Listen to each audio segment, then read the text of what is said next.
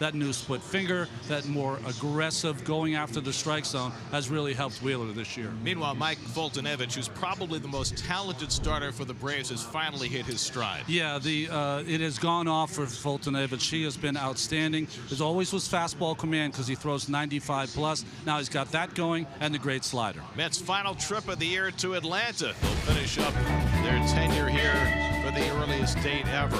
Did I mention the Braves have a new mascot this year? Say hi to Blooper. Or don't. It's up to you. Mets and Braves coming up.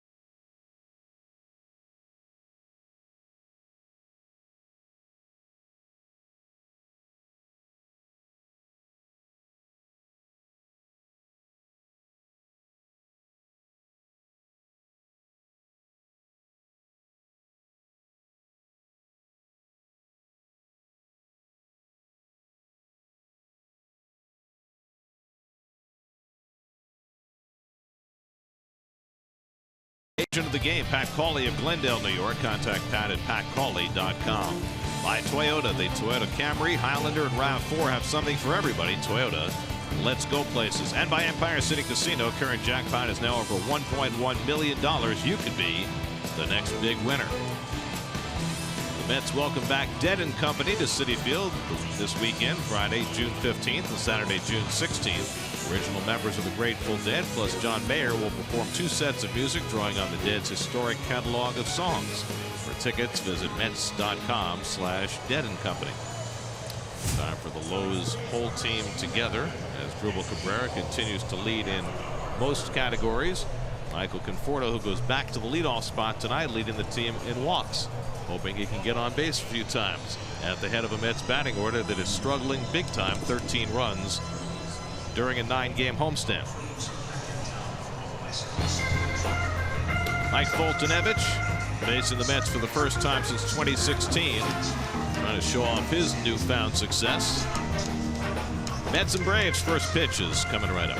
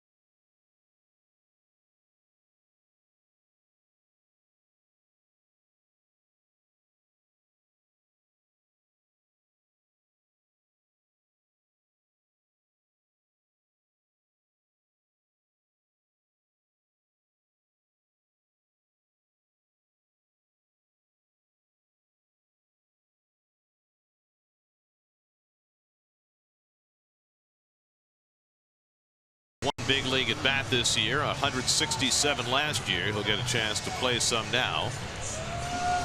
In the lineup tonight, and there it is. Your Geico Mets starting lineup. Michael Conforto hitting leadoff for the first time since the 8th of May.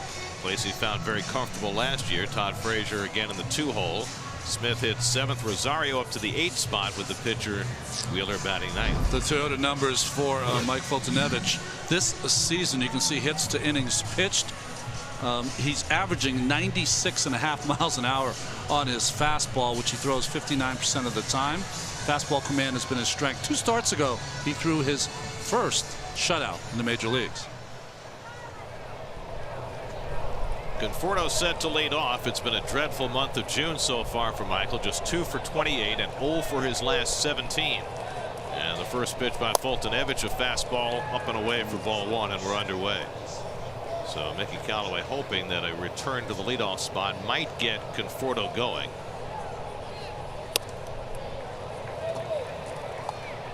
Just it seemed with Michael as though he's just been a little tentative at the plate. He's in between. He's a little late on the heater and out in front of the breaking ball. He's a good swing at a fastball and foul back. And that's really, from us in the booth, what we've said to each other all along. He seems to get a pitch every at bat but fouls it back. So what does that tell you? He's off. He's just a little bit off, because when you foul it straight back, you're about as on it as you can be. Hitting just .215 for the year, and Foltynewicz comes inside and hits him with a pitch, and the Mets have a leadoff base runner.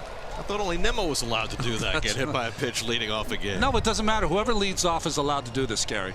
I was just talking about the good control that Foltynewicz has had all season long. It eluded him there. Only the second batter he's hit. Mets haven't seen Foltynewicz since 2016, and the last time they faced him, he gave up 3 home runs in the first inning. That was May of 2016. So somehow they've been able to avoid him. It's only his 3rd career start against the Mets. Todd Frazier has a home run against Foltynewicz in his career, and he takes a strike. And Todd homered each of the last 2 games against the Yankees. Homered for the only 2 runs of the game on Sunday night. What a performance by Seth Lugo to pitch the Mets to a losing streak snapping victory. Well, the offense continues to misfire. 13 runs in a 9-game homestand. Or look at it this way. The Mets on that homestand hit 147 as a team. Okay, if you go back to 1900, there have been 13,000 homestands of at least 7 games. No team has ever had a lower batting average in a homestand of 7 or more games than the Mets had on the one they just completed.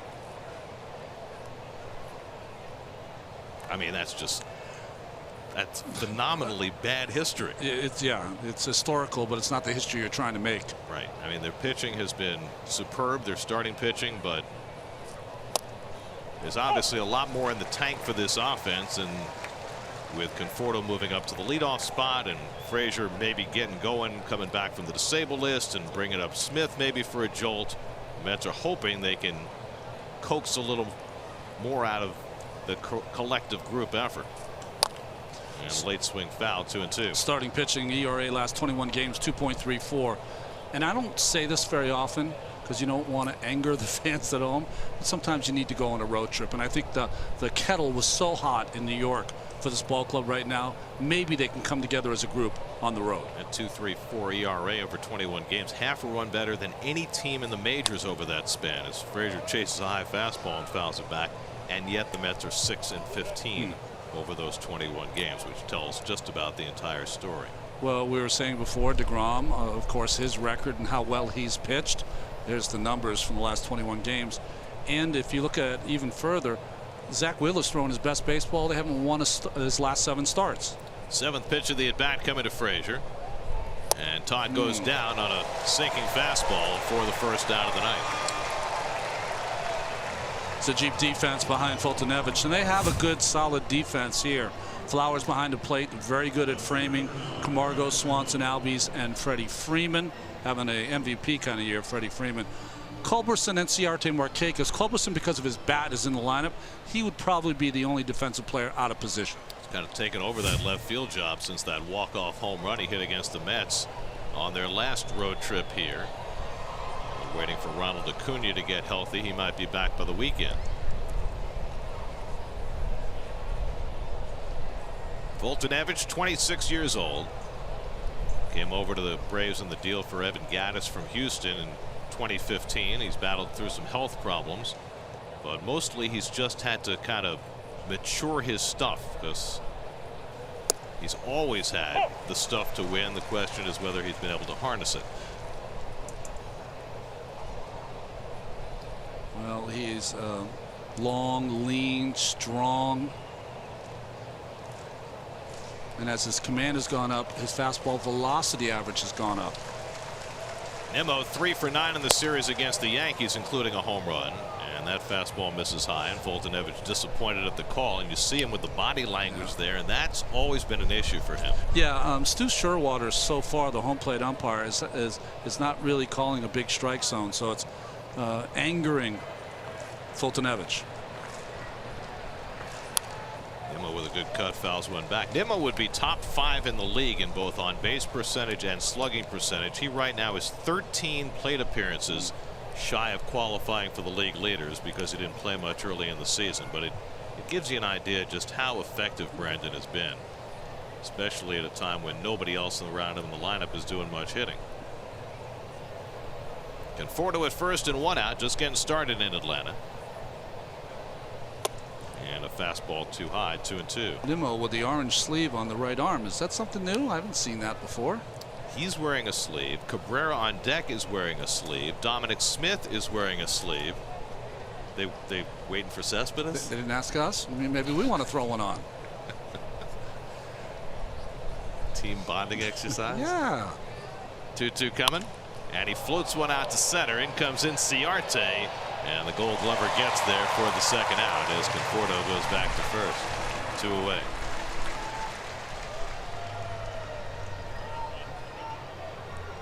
Inciarte hasn't really done it at the plate, but he always is there defensively, especially against the Mets. So here is Cabrera, who is a welcome sight in the lineup tonight after tweaking his hamstring on Sunday night. Hurt it in the first inning, played a couple more innings before he came out, and after a day off yesterday was feeling well enough to go tonight. Okay, seeds, gum. Well, it's a big decision. He used to work for Francona. He's got to chew gum. Exactly. He probably doesn't go through as much as Tito does in a night. 0-1 to Cabrera, who's in a 4 for 39 skid right now after a tremendous first 2 months of the season. He was out taking early BP, not only to work on his swing, but also to show that he could go tonight. Off speed pitch, it fouled down the right side. This was Sunday in the first inning, coming out of the box. You can see he slips, and that's when he tweaked that hamstring. But as we've seen before, Cabrera, of all the Mets, has the ability to play at 75–80%. He certainly has done that plenty over the last couple of years.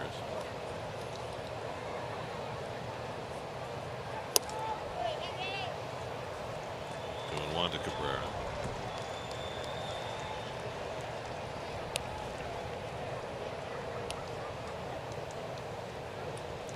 Fultonevich thrown a lot of breaking pitches so far. That's really the code for any pitcher against the Mets right now. Their slugging against breaking pitches has not been good.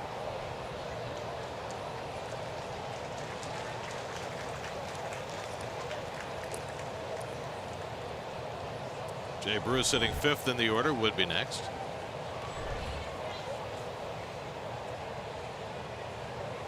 Fultonevich 20 pitches deep into this opening inning, and Cabrera goes down swinging to end it. A couple of strikeouts for Fultonevich after hitting Conforto leading off. Zach Wheeler takes them out with no score.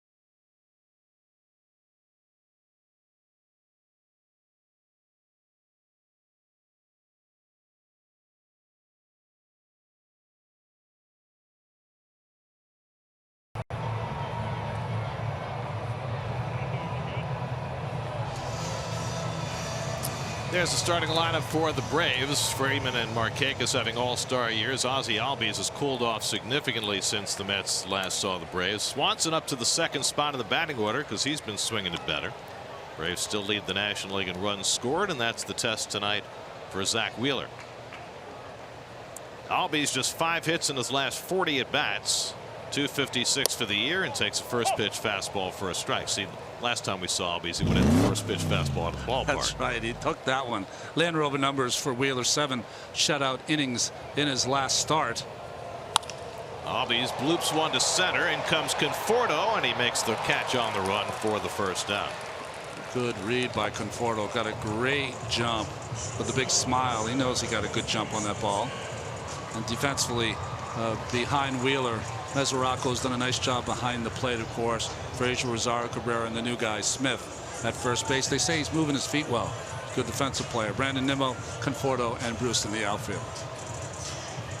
There's a lot less for Dom to move than there used to be. Credit to him. He's lost a lot of weight and kept it off all season. He looks good. Dansby Swanson hitting 2 in the order. And takes the low and away from Wheeler, ball 1. Wheeler has been throwing significantly harder his last 3 or 4 starts. It's because his command is up, his confidence is up, and he's not trying to overthrow the baseball or aim it. He's just letting it fly. His average fastball velocity for the season is 95, but over the last 3 starts it's ticked up closer to 97. Yeah, we see 97 and 98 all the time. It's his last 2. 2 no decisions. Well, the last one was just brilliant against the Orioles. He matched zeros for 7 innings in that game against Dylan Bundy. Left the game, and then Orioles got a run in the 8 against the Mets bullpen. It's Familia's last game, wasn't it? I believe. Familia, by the way, is probably going to be back by the end of this road trip. Hopefully in Colorado. Let's have other folks working their way back toward health. Wilmer Flores could be back as soon as this weekend in Arizona. Really? He's starting a rehab assignment tonight for St. Lucie.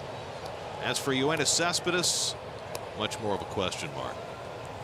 Played 2 games on rehab. The quad acted up. He's still sore today. 2-2 to Swanson. He drives one to the gap in right center field, and that ball's going to split him and go 1 hop to the wall. Swanson pulls in at second base with a 1-out double. Well, for Zach, that's just a simple missed location. Mesoraco, who calls a lot of fastballs in, called this one in, but the ball is on the outer half of the plate, and Swanson, nice hitting to go with it. So he wants it on that bar on the inside corner. It ends up almost on the outside corner. 15th double of the year for Swanson. And the Braves are runner in scoring position with 1 out for Freddie Freeman, who has just been raging hot since day 1 this season. Second in the National League with that .340 average. And Wheeler ties him up inside, and he went around 0-1. Zach has not pitched against his hometown team, the Braves, since before his Tommy John surgery.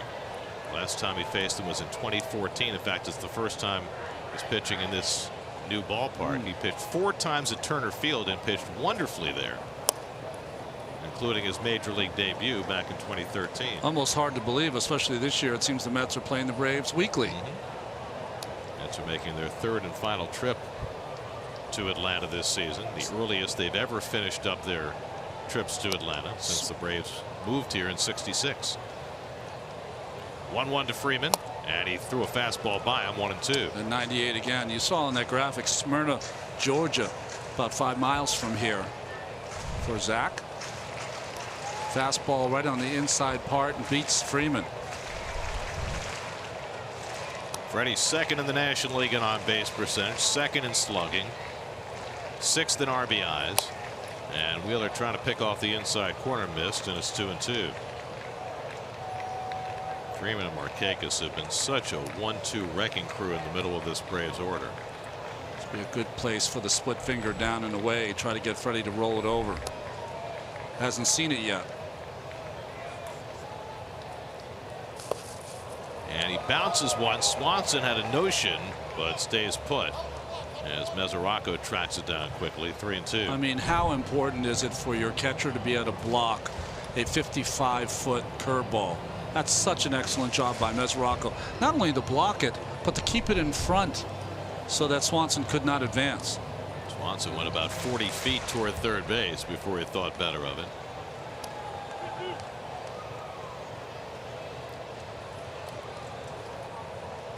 Three and two to Freeman with Markakis on deck. And Freddie goes down swinging on a 99-mile-an-hour up and in fastball. 2 out. Well, the one thing you have to remember as a pitcher is that Freddie Freeman wants to swing the bat. He's not a Joey Votto or someone that's looking occasionally for a walk. He wants to swing the bat. So he ties him up with that high fastball, and you recorded it, Gary. 99 miles an hour. Something I don't know if I've seen from Zach.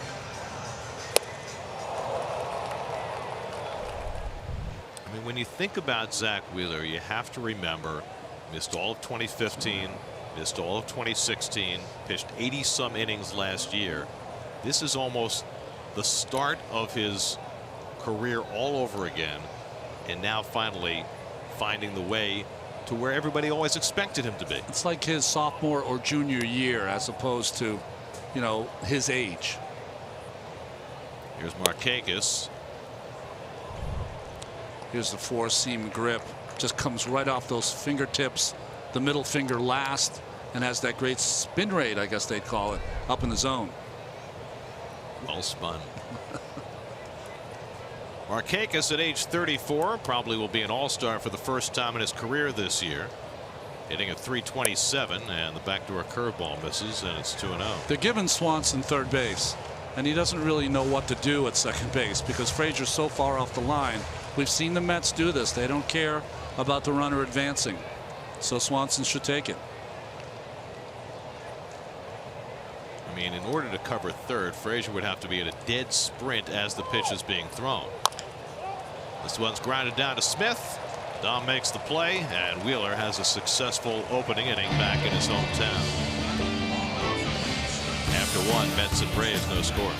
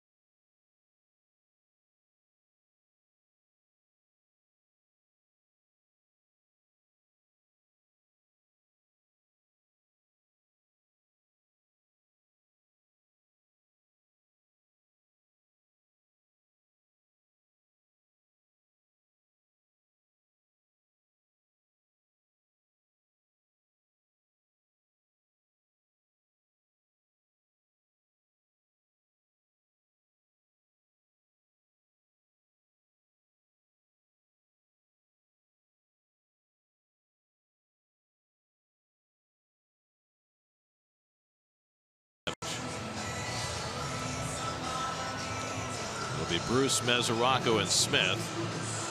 Fultonevich struck out a pair in the first inning. One of the 5 hardest throwing starting pitchers in the major leagues this year. And of the 5, he throws his fastball most often, 59%. The other guys, Luis Severino, Noah Syndergaard, Garrett Cole, Charlie Morton. First pitch fastball to Bruce, and it's pulled on the ground down to Freeman. 1 pitch and 1 out for Fultonevich. Well, all of those guys, what they have in common is they have more experience. So Fultonevich has come late, not late as far as age, only 26 years old, but this is really his first really success right out of the gate. So he's still at baby steps getting his fastball over the plate. Well, his level of success compared to last year has been remarkable. Last year he made 28 starts. He had a very pedestrian season, 10-13, 4.79. His ERA at 2.31 this year, 5th best in the league. That's the most precipitous drop in ERA for any starting pitcher this season.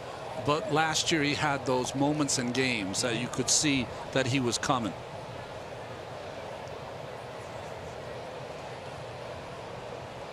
Mesoraco drives one to deep left field. Back goes Culberson near the wall. He has enough room to make the catch. Ballpark just big enough to hold it as Mesoraco hit one of the fence for the second out.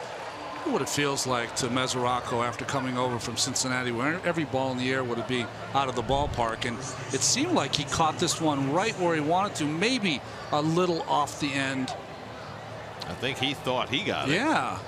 And that it juts out just a little bit at that 375 and stayed in the ballpark. That ball's 20 rows deep in Cincinnati. Yeah, it is. So 2 out and nobody on now. Dominic Smith, his first big league start of the season. He's had 1 at bat. He had 260 at Vegas. But the strange part is that playing in that thin air in Vegas, he had just 2 home runs in 56 games and none in the last 2 months. His last home run came April the 11th. Now, last year when he came up, I think he hit home runs at a more prodigious pace than anybody expected. He had 9 home runs in just 167 at bats, but he hit just 198 in the big leagues. So the question is, who is the real Dom Smith? Well, I think the Mets intend to find out. Yeah, he has to prove it to him. This is his second chance. Good changeup by Fultonevich to strike him out. 3rd strikeout for Fultonevich, and the Mets are down 1-2-3 in the second. No score in Atlanta.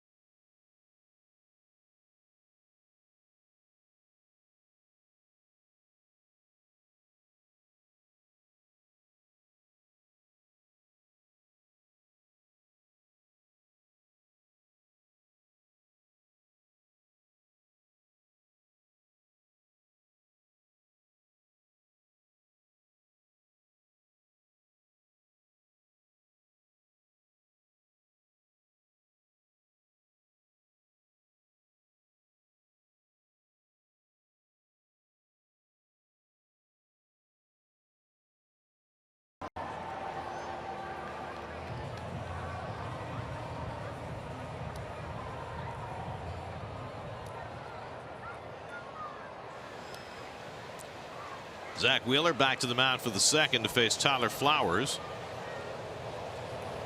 Braves catcher hitting at 276, takes a fastball outside for ball 1. Flowers, Camargo, and Inciarte for Atlanta in the second. Braves just back from a 2-4 Western trip to Los Angeles and San Diego. In fact, they've lost 5 of their last 7 now, slowing down slightly. After the Mets left town the last time, they played the Nats and played them well, then fell on some hard times out west, find themselves in a virtual tie for first place going into the night, percentage points behind the Nats. And Flowers pops one up into shallow center. Conforto waiting. 1 out. The 2018 Camping World MLB All-Star Ballot is now open and exclusively online. Make sure your favorite New York Mets are represented on this year's squad by voting at Mets.com/vote. Catch all the excitement of the 89th MLB All-Star Game July 17th live on Fox.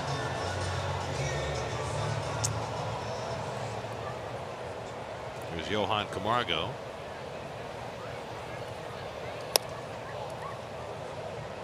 Camargo has had trouble getting out of the blocks offensively this year. He's been handed the third base job now since they let Jose Bautista go. But he's hitting just .209. And Wheeler throws it by him 1-1. Camargo hit .299 as a rookie last year. He has hit 6 home runs, including a walk-off shot that beat the Mets. Well, I think that's his issue. If you watch Camargo play, I think he's got some talent. But to me, he seems like he's just swinging for the fences every time he's up. And that's resulted in that poor average.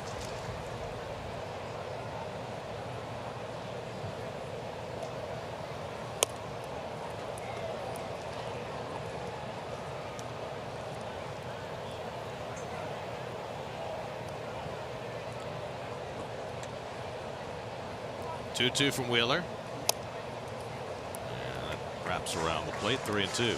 Well, that's a pretty good pitch. Stu Sherwater so far.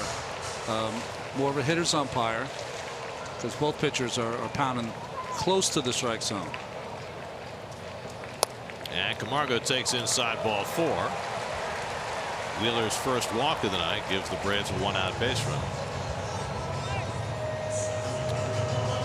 It's the first walk for the Braves in their last 90 plate appearances. First. They like to swing the bat. Yes, they do.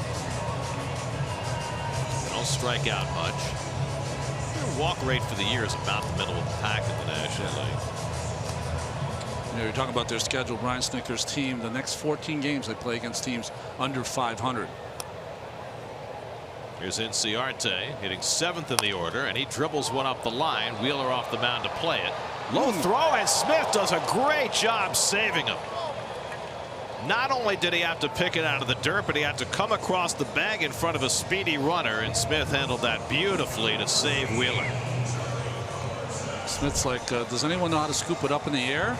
But he kind of bowls it, bocce style, bocce ball style, over to Smith, who makes the play. Pretty easy play for Wheeler.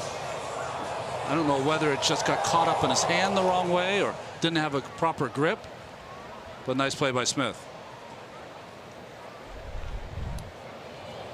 Camargo to second on the plate. 2 out. And here's Charlie Culberson.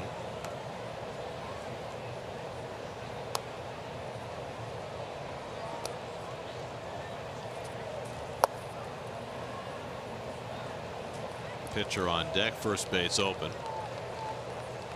Culberson has already burned the Mets, although he generally only hits his home runs at the end of games. That's right. He has 8 career home runs, and 4 of them have been walk-off home runs, including the one against the Mets. He pokes this one to right field. Bruce coming on, sliding, and he makes the catch. Nicely done by Jay Bruce. That saved a run. And gets Wheeler through the second. Zach getting some help from his defense. First from Smith, and now from Bruce. Takes a base hit and an RBI away from Culberson.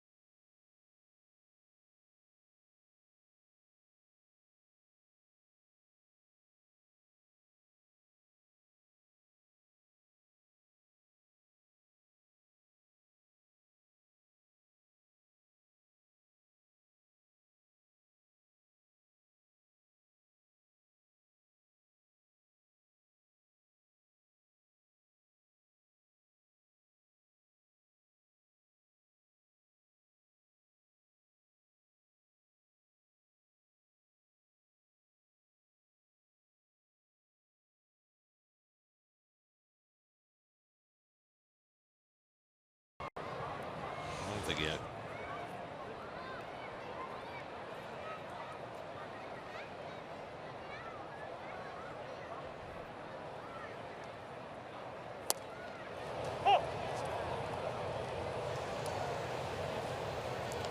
Third inning, Ahmed Rosario leads off against Mike Fultonevich. Mets looking for their first hit against the Braves right-hander, who fires a fastball inside. Rosario, after a 4 for 31 homestand, hitting 244 for the year. He had the one game they let him off. That's right. And now down in the 8 hole. This is what Mickey Callaway's been trying to avoid. He's been trying to keep Rosario out of the 8 hole, figuring that nobody's going to throw him a strike batting eighth, particularly if there are men on base. And with his propensity to chase, that makes it a dicey proposition. And he fouls off the slider. But then the competing thought is, if you have the pitcher batting eighth, there are too many places where you might have men on base where the pitcher comes up to bat. I think that if you want to put your best hitters at the top of the lineup, when you're struggling to score runs, you want your best hitters as far up as you can, right? Well, that's, to me, that's always been the best argument against hitting the pitcher eighth. I understand why you would want to do it, particularly with a guy like Rosario, gives you a double leadoff hitter, but higher in the batting order the pitcher hits, the more plate appearances he gets, which is not what you want. No. Popped up into shallow right center, and in comes Markakis to get it, 1 out. Unless you're Zach Wheeler. Well, actually, that's a good point that you make, because coming into the game today, if you look up and down the Mets batting order, the guy with the highest batting average coming into the night is this guy. Best hitting season of his career so far, 6 for 21. I don't know if he's smiling about that or striking out Freeman or that throw he made to first base, but it's nice to see Zach smiling. And he grounds the first pitch to Albies, and that's now 8 in a row retired by Fultonevich. Be at Citi Field Saturday, June 23rd. The Mets take on the Dodgers at 7:15 p.m. The first 25,000 fans in attendance will receive a home run Apple figurine courtesy of Delta Airlines. For tickets, visit Mets.com/tickets. So now Conforto has been the Mets' only base runner tonight, and on the arm by a pitch his first time up. Sandy Alderson had a wide-ranging conference call with reporters today. He went for about 40 minutes and touched on a lot of things, and one of the things he was asked about was the recent report that the Mets were considering sending Michael Conforto to the minor leagues. And he said it could happen at some point, but that Michael has got to be part of the solution here, and that certainly is the case. And tonight Mickey Callaway puts him in the leadoff spot to try and get him going, and he slashes one down the left field line foul, and it's 0-2. If Conforto doesn't turn out to be one of your best players, you're in trouble anyway. My question would be what the impact is coming back from a surgery that very few hitters have had. Not whether he's healthy, clearly he is, but whether he's full strength, whether there's some trepidation. I mean, none of us can possibly know that. And I don't think he knows it either. Right. You know, my thought was, would he have the restoration of range of motion? That really was my concern. You know, taking that back shoulder and being able to follow through right through like his chest. That was my only issue. Well, and then there was the question of regaining full strength, not normal strength, but the strength that you need to swing a baseball bat and hit the ball to the ballpark. Yeah, your motor strength, innate motor strength. 2-2 on the way, and he goes down swinging on a slider by Fultonevich. That's the 4th strikeout for the Braves right-hander. He's retired 9 straight. No score in Atlanta.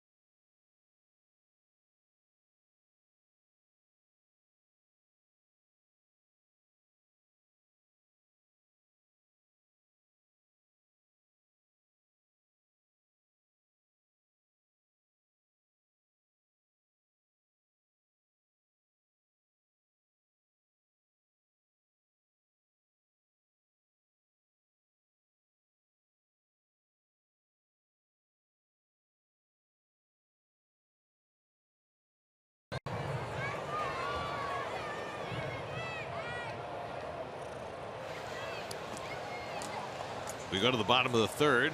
Zach Wheeler's given up 1 hit in the first 2 innings. The pitcher Mike Fultonevich leads off and takes a strike. Fultonevich 2 for 22 at the plate this year. Lifetime .086 hitter. Albies and Swanson to follow against Wheeler in the third. And quickly 0-2.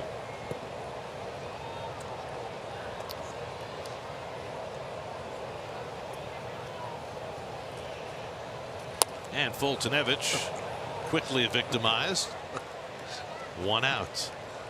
Let's check in with Steve Gelbs, whose report tonight is brought to you by Volkswagen. Steve? Well, Gary, we've been talking a lot about the uptick in velocity for Zach Wheeler lately. Something else we've seen as of late with him is that new split finger pitch and an increased usage of his slider. And for Mickey Callaway, the emergence of those 2 pitches may have something to do with the increased velocity for Zach Wheeler. What he said is that prior to throwing those 2 pitches the way that he is right now, hitters can really sit on that fastball. And for Zach Wheeler, there was a little bit of anxiety throwing that pitch because hitters could cheat to it. And so he didn't throw it with necessarily the same conviction. It's a big word that Callaway uses often, that the coaching staff would like to see him throw it with.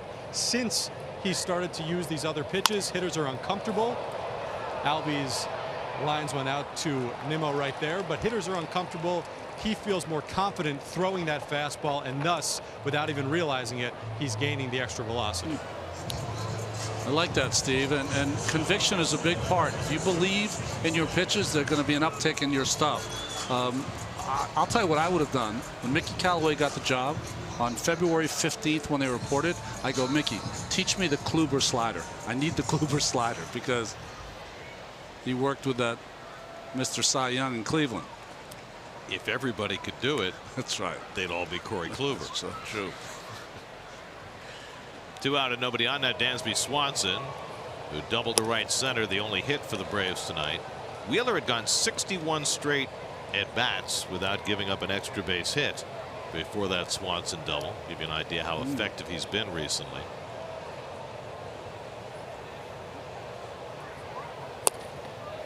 And he works the slider off the plate, and it's 2-0.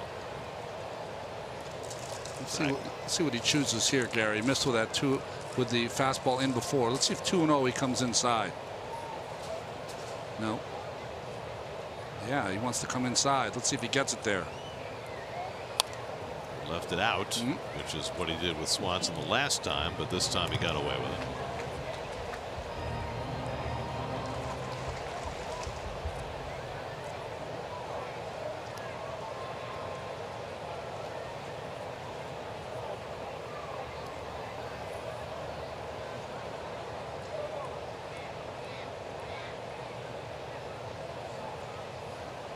Two one coming, and it's at the knees, but just off the plate. 3-1. They've been taking that split finger so far in this game, throwing about a half dozen of them.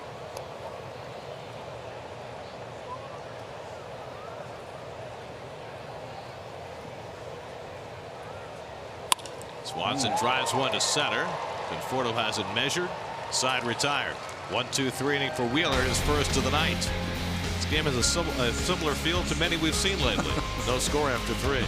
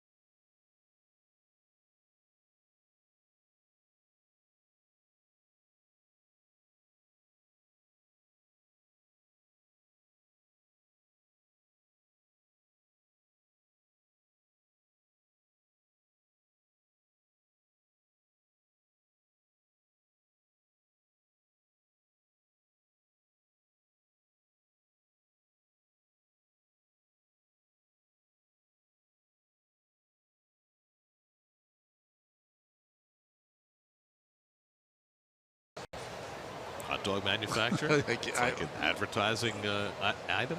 Nathan's, they're telling me. I think they're making that up. Oh. That's what our truck does. We got some changing parts in the truck, so I can't always believe them. Todd Frazier leads off in the 4th inning. And still looking for their first hit against Fulton-Evans. Frazier struck out his first time up.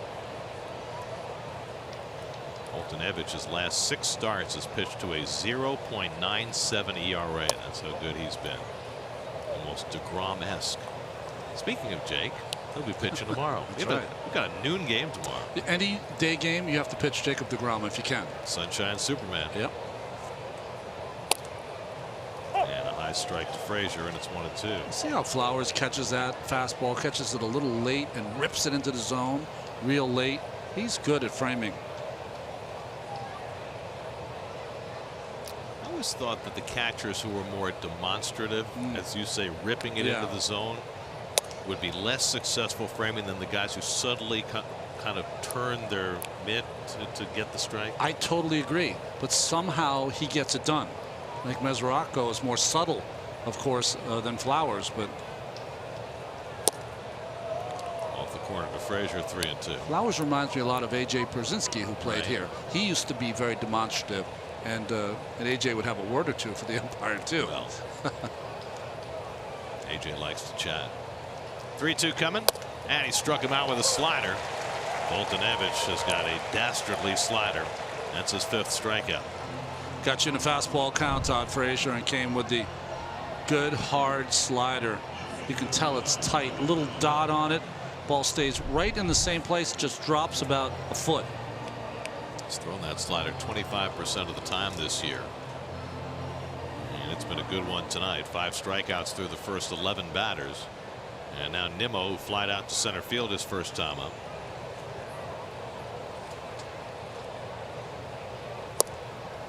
And first pitch curveball for a strike. What's a grip on this slider? See how he's off center and he's ripping those seams on the outside. That's how he gets that tight spin.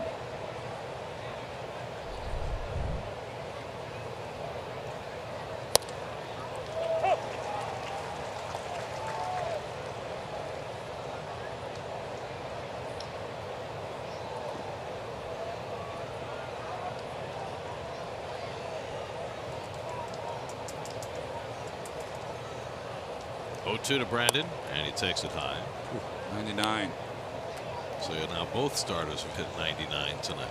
So maybe that's a setup. Fastball up. Maybe you'll see that breaking ball now in the dirt. No, back with the fastball. Too close to Nimmo, who has been hit by 10 pitches this year, which is tied for the National League lead. He doesn't get out of the way. I don't know how that ball did not hit him. Never seems to be affected by it when he gets hit either. Just sprints to first base and smiles. Strike 3 called. 99. Upper part of the strike zone. Inner half of the plate. Was all set up. Fastball in off the plate and then came back in the same spot, and the ball tailed back over. So that was a 2-seamer as opposed to a 4-seamer. Did he catch the plate? Oh, right there. G Pitchcast confirms what Stu Shearwater called. 3 strikeouts in a row for Fulton-Evans to start his 2nd trip through the batting order. Flowers consults the game plan on Cabrera. Nice.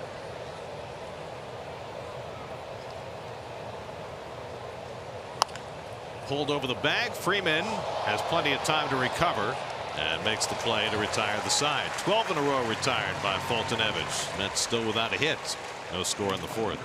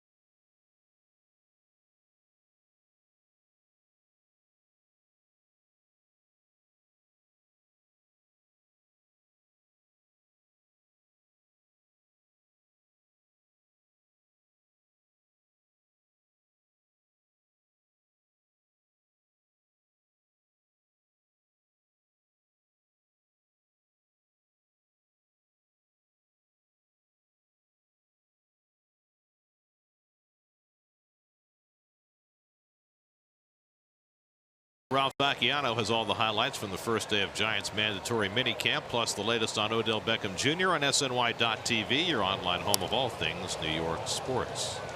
Freddie Freeman leads off the home fourth. Wheeler struck out Freeman on a high fastball his first time up. One of 2 strikeouts for Wheeler tonight.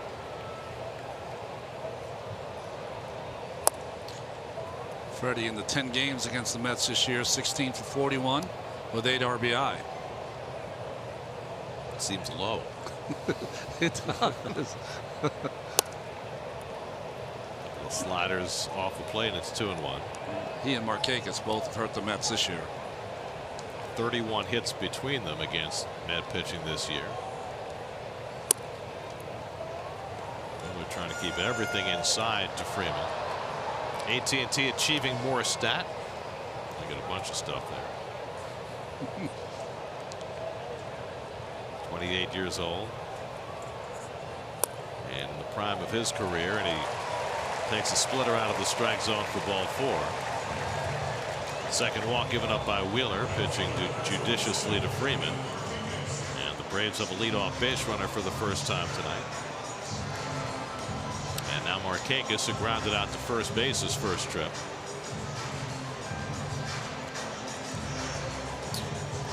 Dominic Smith might get his first chance here. Big hole between Smith and Cabrera. And Cabrera's range, of course, is compromised because of that leg injury. Watch out for Freeman, too. He'll sneak a stolen base every now and again. He's got 6 this year in 8 tries.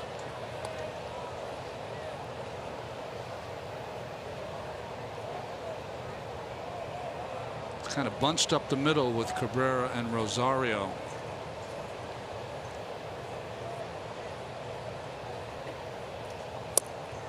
And a knee-high fastball to Markakis, 1-1. And I think the reason that is because they can't get Cabrera to play more of the pull, because he'll never get to the bag on time for a double play if the ball's hit to Rosario or Frazier.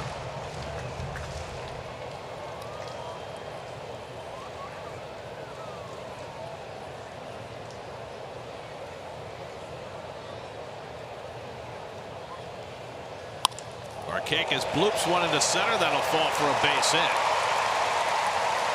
Freeman pulls in at second, and the Braves have their second hit of the night. A mini rally here for the Braves. Pretty good pitch inside, but Markakis is up to it, not only in that at bat, but all season long. 86 hits. That leads the National League for Markakis, who now has 2,138 hits in his career. The most ever for a player who's never been in an All-Star game. But I think that streak's going to end. I think you're right. Here's Tyler Flowers, who flied out his first time up. So Wheeler with his first real crisis of the night. First 2 men on for the Braves in the 4th.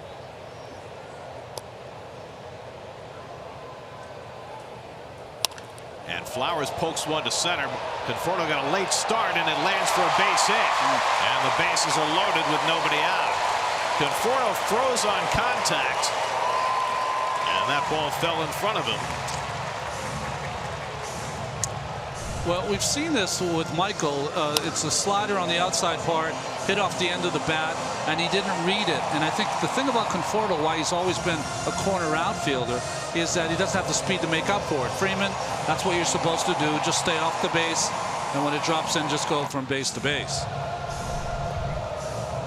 So the Braves have the bases loaded, nobody out. Johan Camargo coming up. And Ronnie, if you're Zach Wheeler or any starting pitcher for the Mets right now, you know that 1 run, 2 runs may be enough to beat you. How does that change your mindset in these spots? Well, I think that it shouldn't completely change your mindset, Gary, because instead of giving up 1, you might give up 4. But if you get ahead of the hitters, like a Camargo, then you're trying to put them away with the strikeout. Keep the ball out of play. A walk to Freeman. Singles by Markakis and Flowers load them up. Mets will keep their middle infielders back, willing to concede a run to get 2 outs. Camargo walked his first time up. And he goes after a high fastball, 0-1. So I guess what I'm saying is that if I were pitching on a team that was having trouble scoring, I would go for the strikeout more than I would in other circumstances. if I were pitching with a team that's scoring a lot of runs, I'm looking for the double play ball.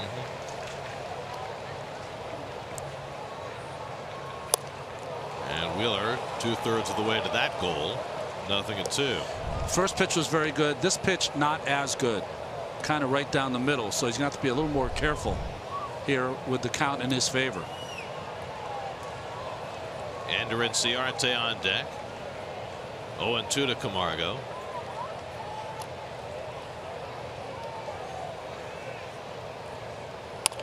Back to Wheeler. Out at home. Mesoraco to third. Gets the double play that way. Second time we've seen that this year. The 1-2-5 double play. And that sets the Braves back on their heels. 2 out. Boy, that's better than the strikeout. Nice choice by Mesoraco. On the 0-2 pitch, he jams him with his fastball right up the middle. Makes a nice throw home. And, of course, the throw from Mesoraco over the head of Freeman. I had never seen this play before this year. Now we see Mesoraco do it twice. He is one of the few that does it that way. Usually it's home to first. I like that way better. Well, keeps that second runner out of scoring position. So now first and second, 2 out for Ciarte, who hit a weak ground ball back to Wheeler his first time. And Zach misses inside, ball 1.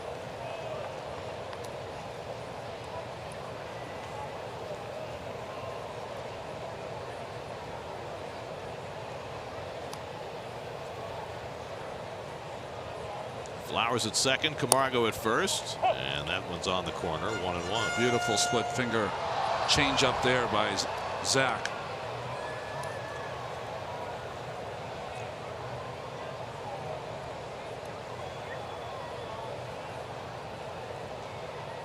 And Ciarte fouls off the fastball, and now Wheeler on the edge of getting through this inning. Ahead 1-2. Folks, if you noticed at home how demonstrative Mesoraco is, it's almost imploring Zach Wheeler to get out of this. He pitches since their first start with each other, Cincinnati, more fastballs in than Wheeler's ever thrown. 1-2 coming. Late swing foul.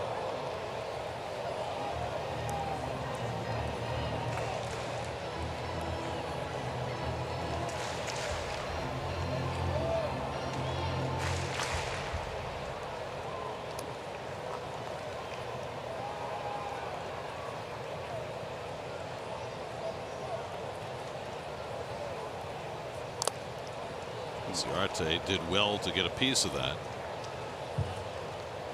So if you're Zach and he swings at that pitch, it should tell you that you don't have to make it perfect. Bounce that pitch because he wants to swing. It's been a struggle for Ciarte, who had such a great year last year. Hitting under 240 this season.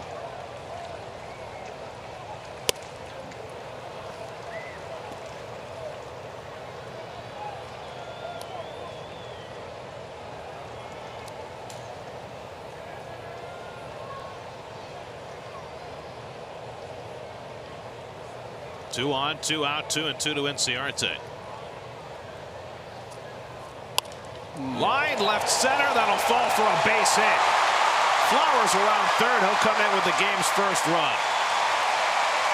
And the Braves have a 1-0 lead. Ciarte didn't get much of it, but poked it into left center to drive in a run. Well, I talked about it 2 pitches prior that needed the bounce to breaking ball. You don't want to give Ciarte any chance with 2 strikes to get a pitch that he can put in play. You don't want it in play. So was it a good pitch? Yes. Did he hit it hard? No. But it's still a base hit and an RBI. So after Wheeler was right on the precipice of getting out of a big time jam, thanks to the double play, Ciarte delivers the 2-out hit to salvage something of the inning for the Braves. And now Culberson looking for more. You have to be careful here. I know you have runners in first and second, but there is a base open, and Fultonevich is really not a very good hitting pitcher. It's pitched to Culberson with first base open in the second, and it nearly bit them. He lined one to right, and Bruce made a sliding catch to save a run. Camargo at second, and Ciarte at first with 2 out. And he goes after the slider, 1-1.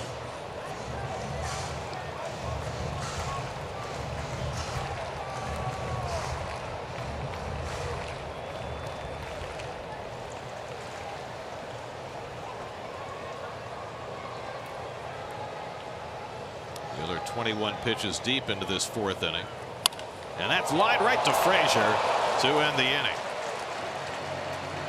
Wheeler got into trouble, almost found his way out, but gives up the first run of the night. 1-0 Braves after 4.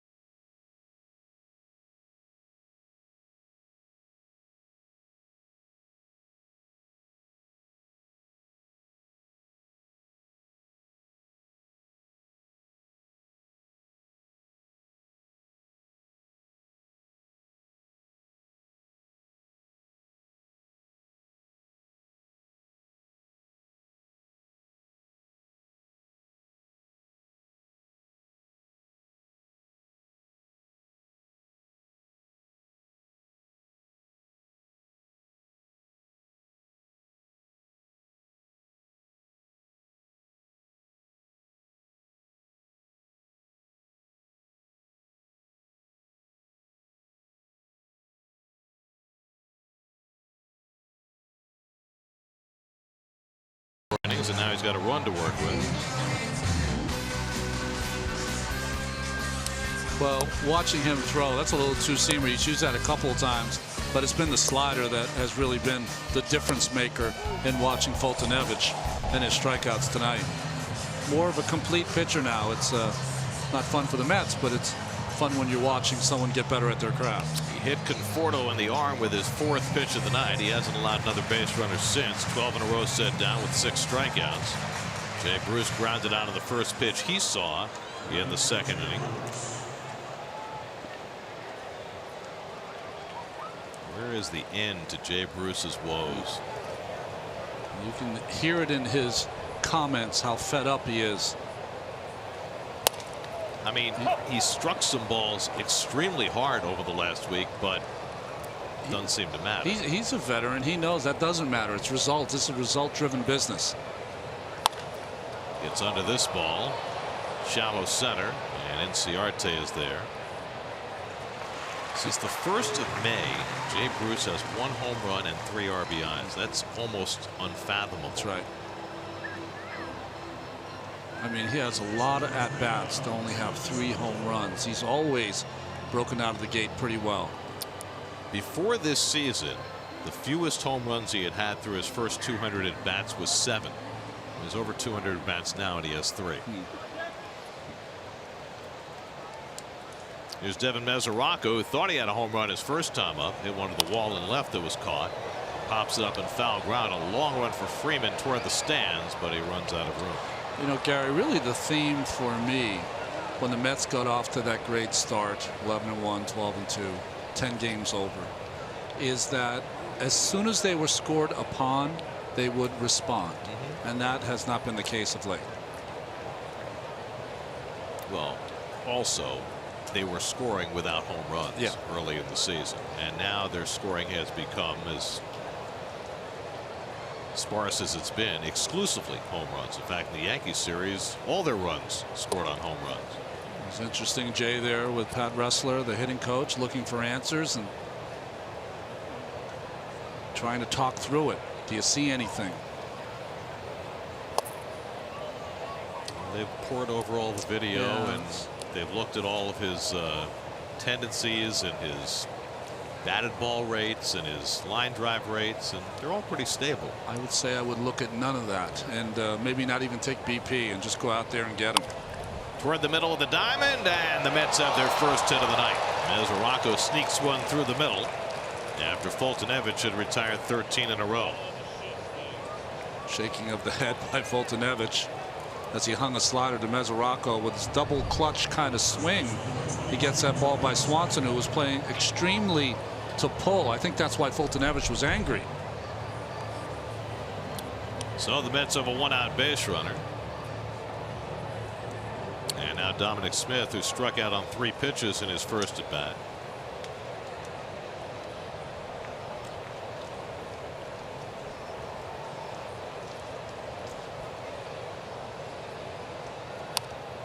And he fouls off the first pitch fastball. Sometimes, Gary, when you bring up a fresh player, it helps your offense only because they haven't been here to see what you've just gone through.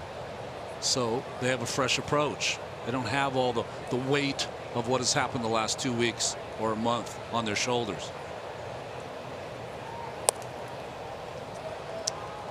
Sandy Alderson was asked today why this was the right time to release Adrian Gonzalez and bring up Dom Smith, and he cited some recent numbers from Gonzalez, but I think also he kind of made it clear that the understanding all along was that Gonzalez was a short-term solution to a problem that they might have.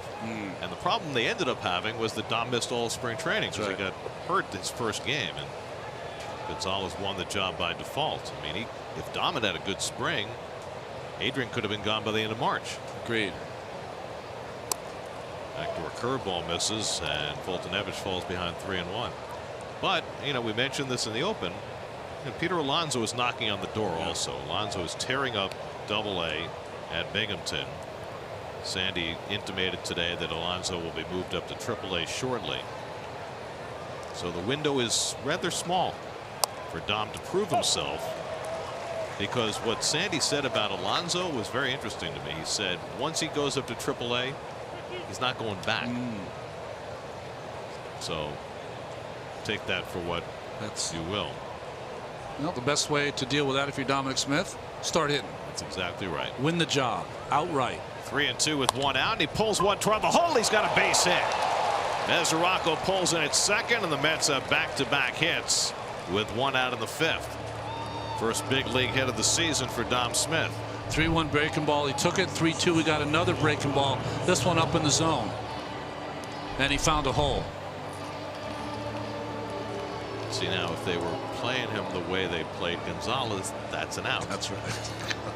But they didn't shift against Dom. Well, that's a start for Dominic. So a chance for Rosario. Mets have a runner in scoring position for the first time tonight. Mets since June the 2nd are 1 for 31 with runners in scoring position. Rosario flied to right his first time up. And takes a first pitch slider for a strike.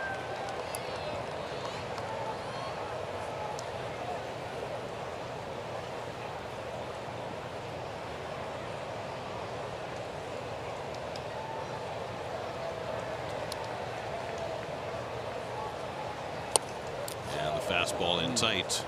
1-1. Didn't seem like Rosario picked that up until too late. Barely moved on that inside fastball. Very rarely do you see a rally started with 2 ground ball hits in today's game. Not anymore. As Rocco scooted one up the middle, Smith found the hole on the right side. Rosario bounces one foul. And it's 1-2 with Wheeler on deck.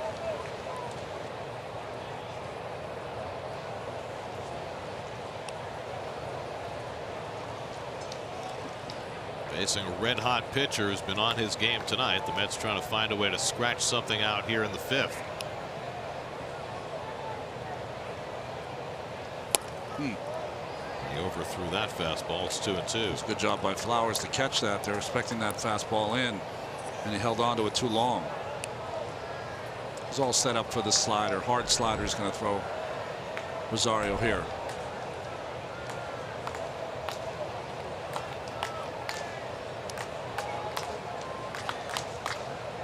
2-2 coming, and Rosario just got a piece of it.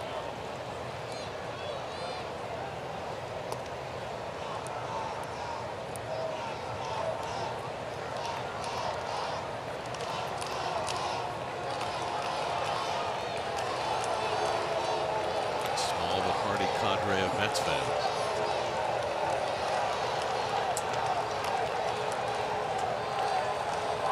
Rosario bloops one, and Albies is there. Infield fly rule called, and that's the second out.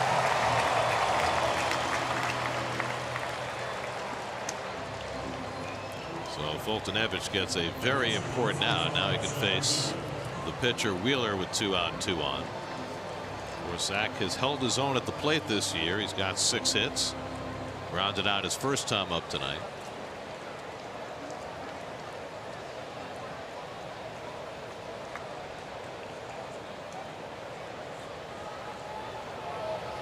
Mesoraco at second, Smith at first with 2 down. Wheeler takes the fastball away. Zach has 2 runs batted in this season.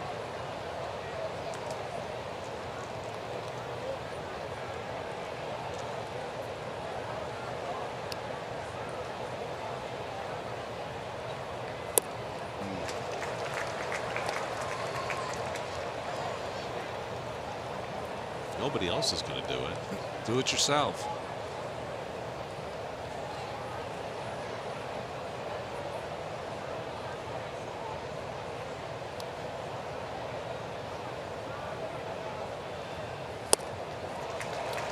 That pitch, though, is almost unhittable for everybody, including the pitcher. Exactly. I'm just hoping he makes a mistake with it. Hard to throw 3 biting sliders in a row. Perfect. The first 2 there were. 1-2 coming, and Wheeler gets one in the air on the right side in foul ground. Freeman waiting for it, and that retires the side. Mets get their first 2 hit, but leave them stranded halfway through. 1-0 Atlanta.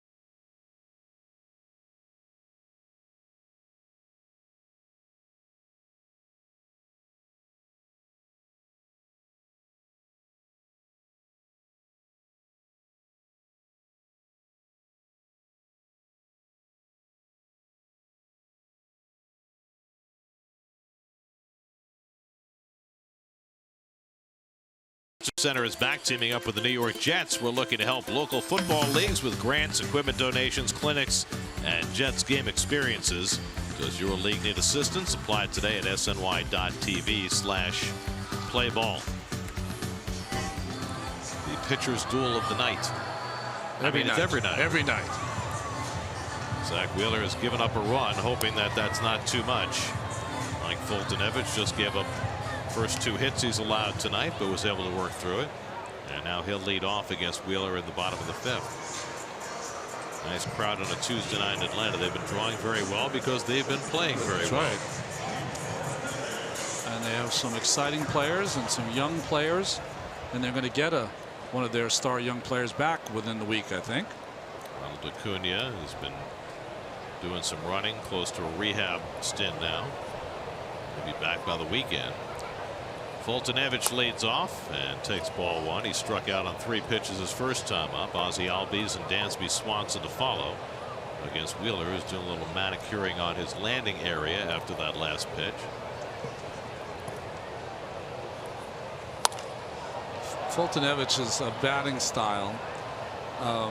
It's interesting. He gets in the box, and initially he really wants to take the at bat, but his happy feet kind of bring him further and further away from the plate as the pitch approaches. Bail and well. Exactly. Good call.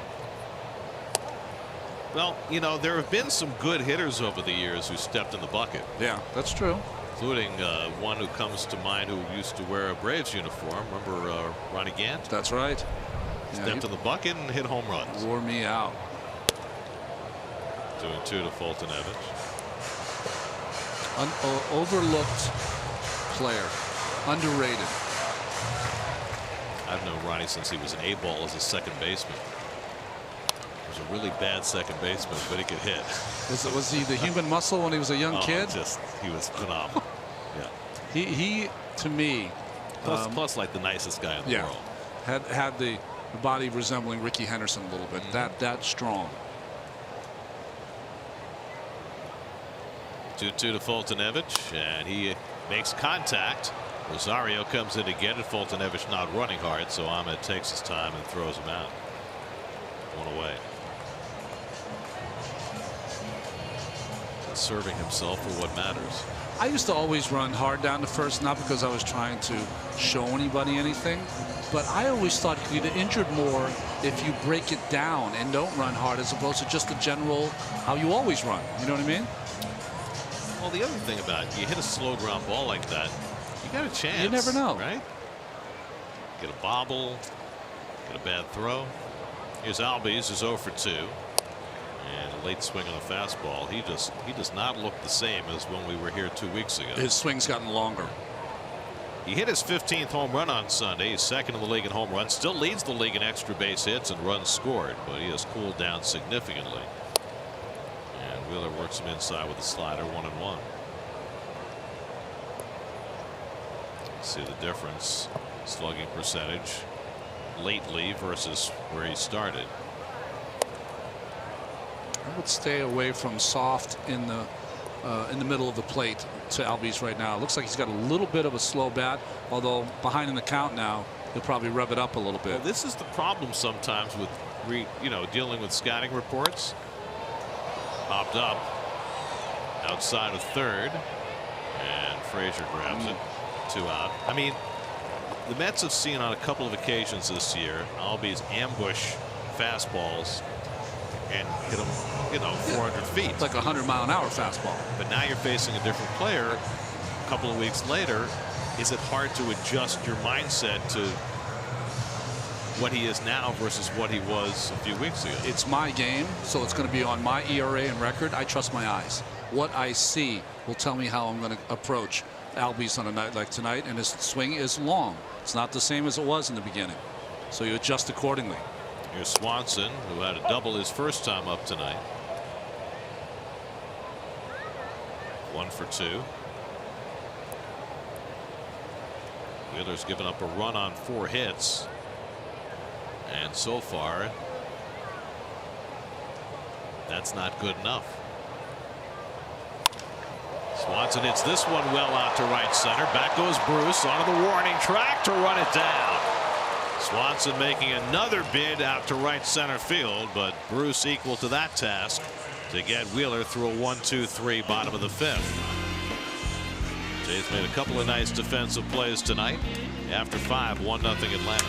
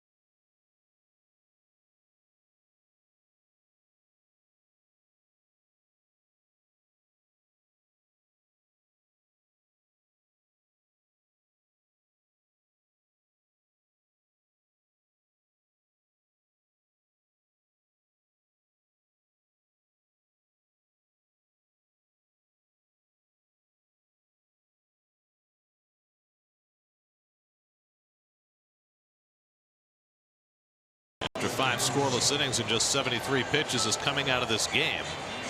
Not sure whether he might have had something happen to him during his at bat. It didn't look like it, Ronnie. Yeah, I didn't see anything on the mound. The swing when he grounded out to Rosario, you can see really he flips the bat and was really concerned for the catcher and the umpire whether he hit him with that bat. And you don't really see any reaction from him. Yeah, it's not like he grimaced. But then he jogged to first, sat down, and now he's out of the game. Jesse Biddle on to pitch for the Braves. Well, Biddle has been outstanding. Right-handers are 5 for 50 off him. They're batting a 100. He had an outing against the Nationals on June 2nd where he worked 3 innings and struck out 8. So the problem is the lefties are hitting over 400 against him. And the Mets have 2 left-hand hitters coming up in the inning. Conforto and Nimmo surrounding Frazier. Conforto 0 for 1. He's also been hit by a pitch. Biddle, the former #1 draft pick by the Phillies from the Philadelphia area.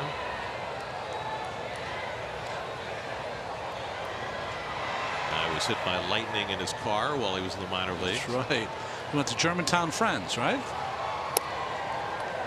the curveball misses inside. He's behind on Conforto 3-1 with Frazier and Nimmo to follow. So Foltynewicz went 5 innings, no runs, 2 hits, no walks, 6 strikeouts, a hit batsman. That's thrilled to see him out of the game and hoping they can do some damage against Biddle. Down 1-0 in the 6th. And Conforto takes a strike, 3-2. Michael hitting leadoff for the first time since May the 8th. It was his prime spot in the batting order last year, and he had tons of success with it. Chops this one off the plate down to Freeman, and he makes the play himself, 1 out. Let's check in with the studio. Eamon McEnany has a game break brought to you by your Tri-Honda dealers. Eamon.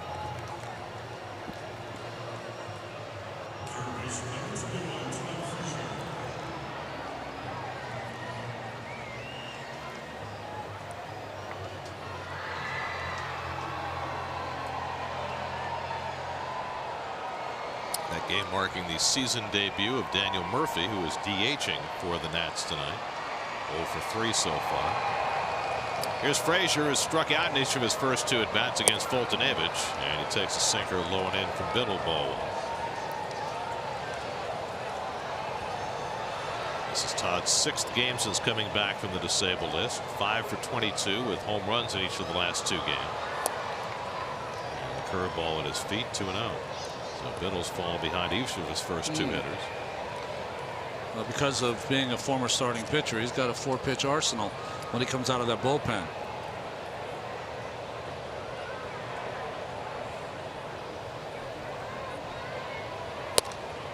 And now 3-0 to Frazier with Nimmo on deck. Let him swing 3-0. Where the offense is going, let him hit a homer. And a 4-pitch walk to Frazier gives the Mets a 1-out base runner. First walk issued by a Braves pitcher tonight. Let's look at tonight's Verizon trivia question. Who was the only player to hit their 500th career home run as a Met? You know what's amazing? You know For this. the first time I know this one. Of course you do, because you watched it. I've watched it. I don't know any trivia unless I've watched it or was involved in it.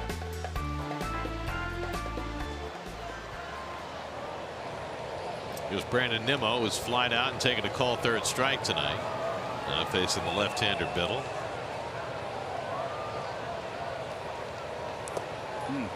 Biddle having trouble throwing any of his pitches for strikes right now. First pitch slider in the dirt. Well, I was wondering if Biddle had to be kind of rushed into the game. I didn't even see him warming up. I'm sure he was when they heard the news of Foltynewicz. You know, I guess, and Yep. you know, we're assuming that something befell Foltynewicz, and maybe it did, or maybe they just game planned to take him out after 2 turns through the batting order. I mean, given the way games are managed these days, that's not beyond the realm of possibility. Whenever you introduce me to people, do not say I used to be a starting pitcher. Just say I'm a broadcaster or whatever.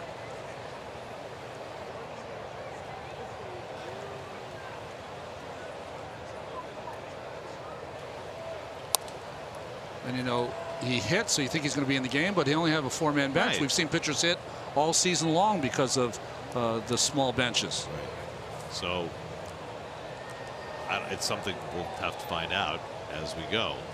Either if they make an announcement of an injury or if Brian Snitker's asked about it after the game. And that one hits Nimmo. He made no effort to get out of the way, and they're going to bring him back. Well, we've seen this before with Nimmo, that he doesn't make an effort to get out of the way, and this is the first time he's been called for it. Stu Sherwater said he leaned his arm into the pitch, and Mickey Callaway is losing it. He just got tossed. He's telling him it's because it's a curveball. The curveball is coming behind him. He can't move. You get locked in and frozen where it's coming. That's what he's talking about. It's a breaking ball. What is he supposed to do? It's coming from behind him. There's nowhere for him to go. And now the crew chief, Gary Cederstrom, comes in to try and calm Mickey Callaway, who has been ejected from this game.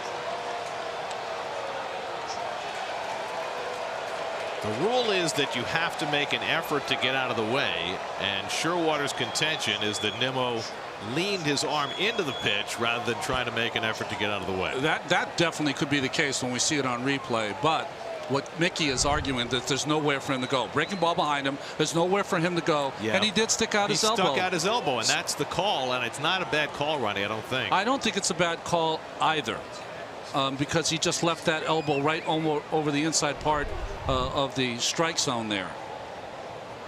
But there still is, he didn't have to do that. He just had to stay there, and it might have hit him. And now ball 4, and now he gets aboard in a different fashion. So he's able to sprint to first after all. I always think of Don Drysdale when I think of someone that gets hit by a pitch, and that kept the streak going. That was 1968 when Drysdale was en route to his 58 consecutive scoreless innings. They were playing the Giants, bases loaded. Dick Dietz got hit by the pitch, and the ruling was that he did not make an effort to get out of the way and negated the hit by pitch, and the scoreless streak continued. Right. Gary DiSarcina now will be the manager, with maybe some help. Coach has the lineup card. Sometimes some help from the corridor. And I'm sure Dave Island will be handling the pitching moves. You know what I was thinking is that Biddle was up, okay, so he's warming up, but mentally, are you in the game when you see your starting pitcher just running through a lineup, and you kind of probably are sitting in the bullpen saying, boy, Fulte's got it today. Maybe not thinking you're going to be out there, and Biddle's been thrown in here. So back-to-back walks issued by Biddle give the Mets another scoring chance. Cabrera's been up twice, struck out and grounded out 0 for 2. Further action going now in the Atlanta bullpen. And Cabrera hits one on the ground to Swanson, and he can't get it out of his hand, and everybody's safe. Swanson had broken it down as though it was only going to be an out at second, but he couldn't get rid of the ball. And the Mets get a huge break. Well, it's on the backhand, and now the Mets have gotten a couple of breaks here, and he doesn't get a good grip of it. But if you watch him after the play is done, he doesn't even look to third base where Frazier took the turn. He had a play there also. Gave up on the play. So it's an error on Swanson, loading him up on 2 walks and an error. Shane Carl up in the bullpen. Jay Bruce at the plate. Bases loaded, 1 out. And he takes the fastball out of the strike zone, ball 1. So the Mets with a golden chance here to try and get on the scoreboard. Bruce tonight is grounded out and flied out. 0 for 2. And now 2-0. And Biddle is really struggling. Well, no better time to break out than right here, Jay.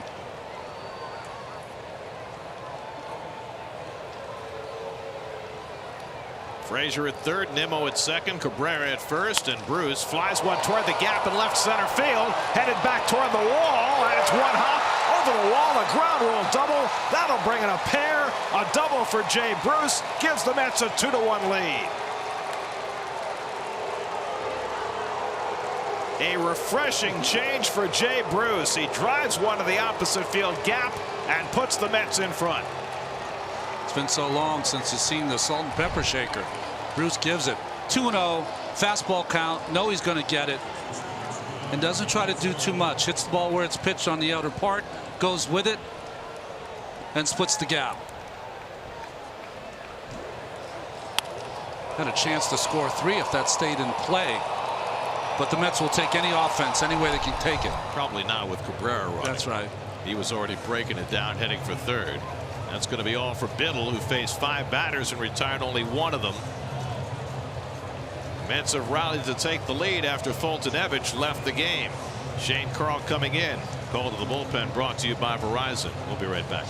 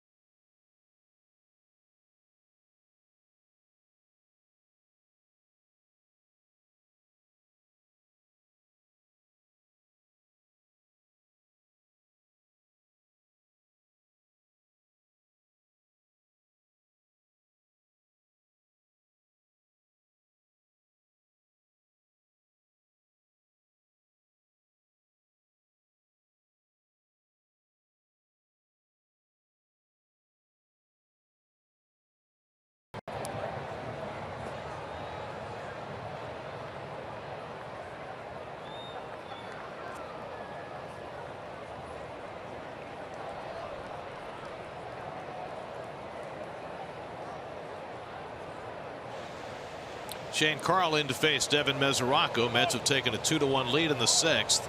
They've got runners at second and third with 1 out. See his numbers, but he has struggled a little of late. 6 earned runs in his last 7 appearances for Shane Carl.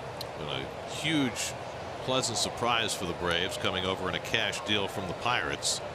Mesoraco 1 for 2 tonight, singled up the middle his last time up, and he takes a breaking ball that misses for ball 1. Stu Sherwater continues to have a small strike zone. You know, the defense for the Braves is playing in. I don't know why they're not playing back 2 or 3 steps because of Cabrera and the pulled hamstring.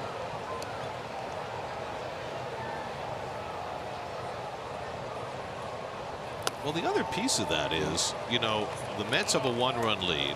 If you play the infield back here and concede a run, the worst off you're going to be is 2 runs down, and you've got the best offense in the league, as opposed to playing the infield in and risking the ball that gets by for 2 runs. I agree. Carl behind Mesoraco 2-0 with Dom Smith on deck, and Mesoraco takes a slider for a strike. Well, I tell you, if they took Foltynewicz out because of what you were talking about, Gary, 3rd time through the lineup, whoa. I mean, I don't know. Yeah, who knows? The way the games are managed now, you're right. It's impossible to know, especially when there was no evidence of any injury. And a fastball in for a strike to Mesoraco, 2-2. So maybe they feel he's been throwing too many pitches. They're trying to limit his pitch count or his innings for the season. Oh, no, threw 100 pitches his last time out. Yeah, there's always a reason. Yeah. I'm just saying that usually are bad reasons. 2-2 coming, and Mesoraco lays off, and it's 3-2. It's stopped by Flowers to save a run. It started with a 1-out walk to Frazier. Then Nimmo first was hit by a pitch, then called back for not making an effort to get out of the way, then walked. Cabrera hit a potential double play ball that Swanson mishandled for an error, and the Mets cashed in 2 on the Bruce double. Jay, who had just 3 RBIs since the 1st of May, got 2 very big ones. 3-2 coming. And as Araujo pulls one down to third, Camargo goes for the tag and gets Cabrera, makes the throw for the double play. Side retired. Cabrera on that bad wheel, unable to get back to the bag cleanly. The Mets might challenge the call, but it's a 5-5-3 double play to get the Braves through the inning if it stands. And the Mets will not challenge the call. Camargo alertly going for the tag on Cabrera, and the Mets settle for just the 2 runs. Cabrera clearly not on the bag anyway.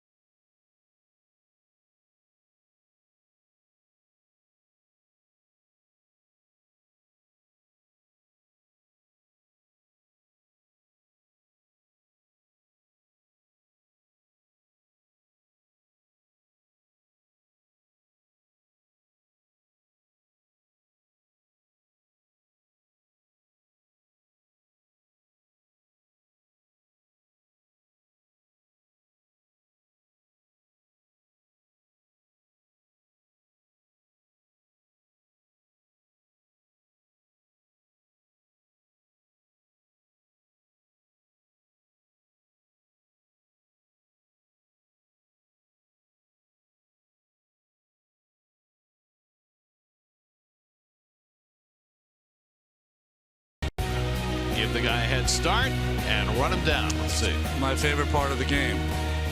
Now this guy's looking pretty good right here. And he starts losing steam a little bit. And then, well, then the wheels start to come off. When I first saw it, I thought it was Jeff Francoeur who was trying to run there.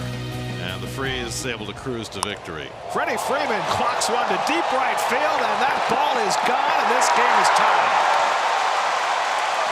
First pitch that Zach Wheeler has thrown with the lead tonight. Freeman makes it disappear for his 13th home run, and it's a 2-2 ball game. Almost every pitch he's seen from Wheeler has been in. He saw a breaking ball and was sitting on it, and I don't know how he keeps these balls fair because they're in on his hands. Just talented hand-eye coordination there by Freeman. Maybe the most talented hand-eye coordination in baseball. His 21st career home run against the Mets, his second against Wheeler, and we're back even in the bottom of the 6th.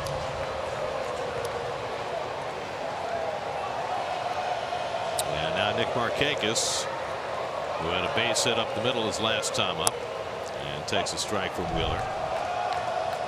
Breaking ball, a little up, but you should be able to get away with that first pitch to most hitters, not to Freddie Freeman.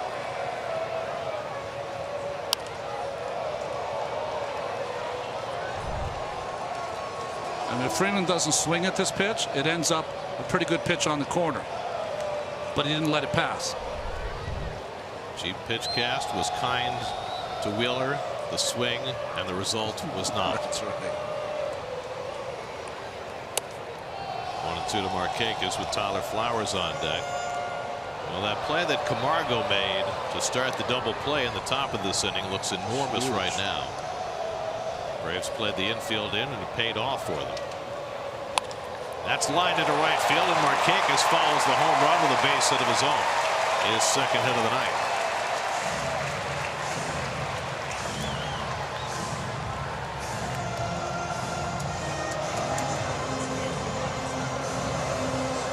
Sarcina running the team, with Mickey Callaway having been ejected for the first time as a major league manager. It's interesting. You were saying that Island will run the pitching. He was looking at that phone to maybe walk over to that phone and decided not to. Pat Rustler is on phone duty. Mets hitting coach. So 2 straight hits given up by Wheeler to start this 6th inning, and now Tyler Flowers. And the first pitch curveball has him welling, 0-1. Flowers had a base hit to center his last time up. The Braves loaded the bases in the 4th inning, and Wheeler got out of it with only 1 run scoring. That's got him the lead in the top of this inning, but Freeman took care of that.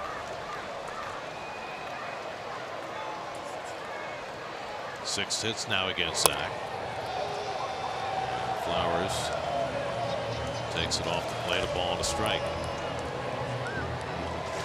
So Zach's velocity has leveled off a little. He's around the 94, 95 range now, so command has to be better.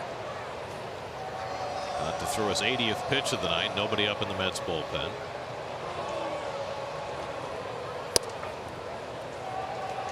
Two and 1 to Flowers.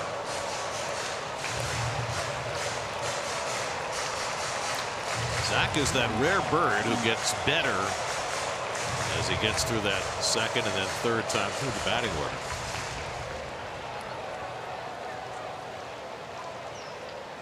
And that's been the case all year, whether he was struggling or not.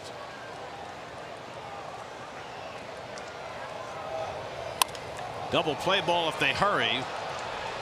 They get the 1, and Cabrera with the turning, time for 2. Flowers so slow getting down the line, and Cabrera with the quick turn, and they get the 6-4-3 double play. Flowers thinks he was safe at first. That is not the case. When I saw Braves are challenging. Wow, maybe.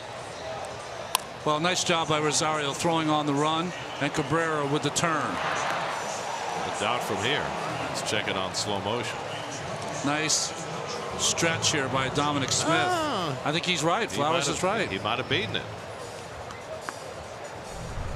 So it'll go to Chelsea, where Ted Barrett and Larry Vanover are the crew chiefs working in the replay center.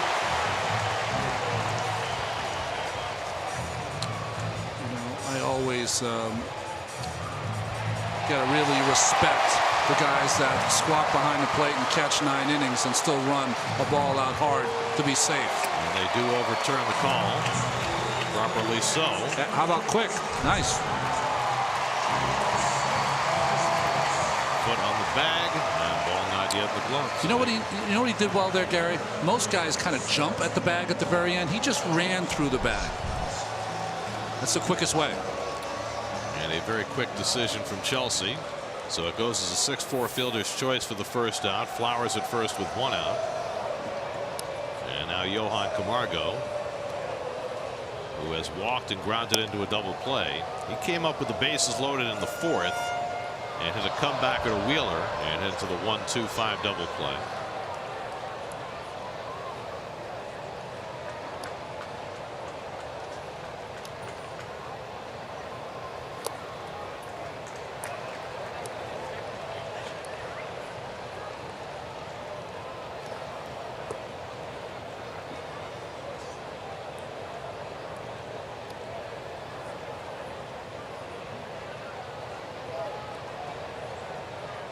Behind on Camargo 2-0, and checking on Flowers, who's not going anywhere.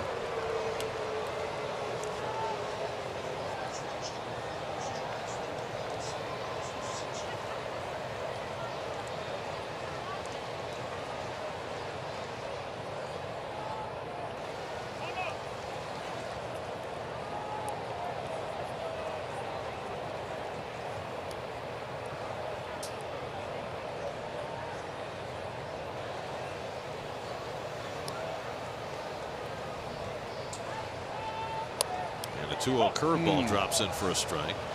Maturation of Mr. Wheeler. Couldn't do that last year. It was interesting, all the signs that Mesoraco and he went through to get to that point. It's something we haven't seen Zach do a lot. So I'm wondering if it's something Devin wasn't even considering. Well, that's one of the rare cases. To me, it looks like Mesoraco is in full charge of the games he is calling, because you see very few shaking of the heads by the starting pitchers, at least. Now the 2-2. Lined over Cabrera, base hit. Flowers to second. He'll stop there. No, he's going to continue on to third. And Flowers is out. Tyler Flowers, who can't run a lick, trying to go first to third on Jay Bruce, who throws him out for the second out of the inning. The third fine defensive play that Bruce has made tonight. Bruce is like, are you kidding me? Trying to run on this hose. As Walt Weiss, he's the one in charge of the phone. He said they got him. Watch, I think he tries to deke here. That was a short base hit. Watch how he kind of dekes and tries to turn it on. Just not anything to turn on for Flowers. Nice tag by Frazier with the dive. Throw a little offline, dives, and just gets him. Well, Flowers gave him the opportunity, but Jay Bruce, having the best game he's had in weeks, has the Mets' biggest hit of the night, and he's made 3 fine defensive plays to boot. Now, Ender Inciarte takes a strike. Inciarte drove in the first run of this game with a base hit to left center in the 4th.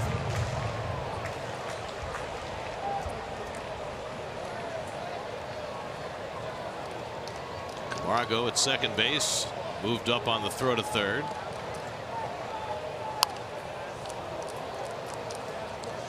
Remember in the 4th inning when Gary was saying he drove in that run, they wanted that ball on the ground, almost in the dirt.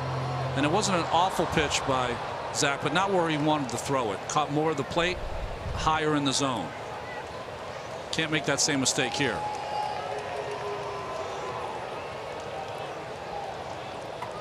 Ahead 0-2 on Inciarte. Line toward left, and it's past Rosario. Base hit. Here comes Camargo, and he'll score the go-ahead run. Another soft RBI hit for Ender Inciarte, and the Braves are back in front 3-2.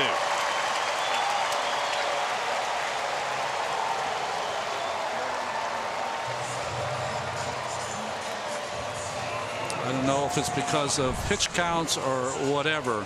The 0-2 pitch hits that pitchers give up today, boy, just makes you think. No way that ball should be a pitch that the hitter can handle at all or put into play. And he does, and he finds a hole. So after the Mets scored 2 in the top of the inning to take the lead, Freeman's home run ties it. Inciarte's 2-out RBI single puts the Braves back in front. Paul Sewald gets to work in the Mets bullpen as Dave Island visits the mound.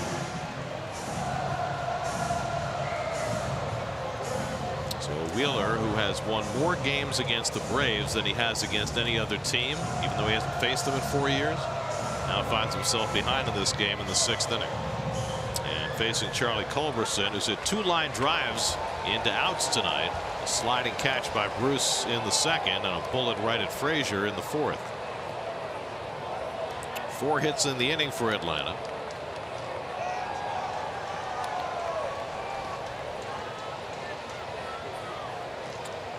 You know, Gary, this is part of the unknown.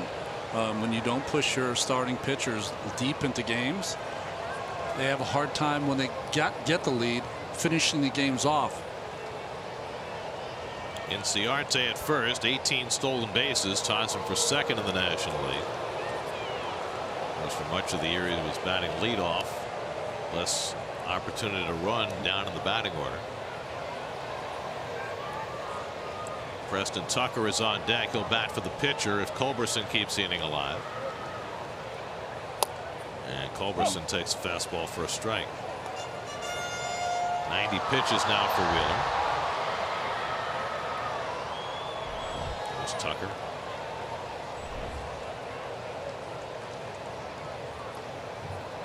Inciarte looks like he wants to go. Not running. Ball, a strike to Culberson. He almost tried to take second base on the throwback from the catcher, kind of catcher to the pitcher, kind of a delayed steal.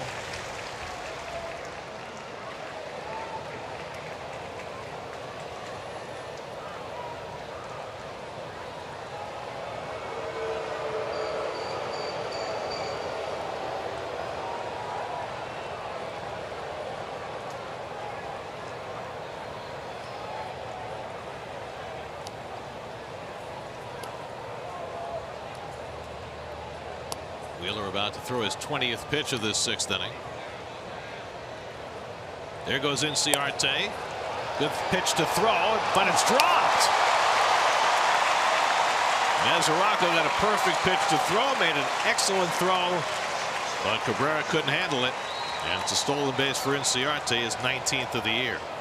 Sometimes when the middle infielders are trying to make a quick tag, as we watch first Mesoraco's perfect throw straight over the top, sometimes they take their eye off the ball and trying to apply that tag, and that's what happened to Cabrera. He didn't look it in before he applied the tag. Can't make a better throw. So now runner in scoring position with 2 out, a 2-1 count to Culberson. Don't give in, and if you're Zach here, 2-1 count, advantage to the hitter. Make him hit your pitch. Culberson's already hit 2 balls hard tonight. 8 hits against Wheeler. And Culberson chases a slider, and it's 2-2. Outstanding pitch.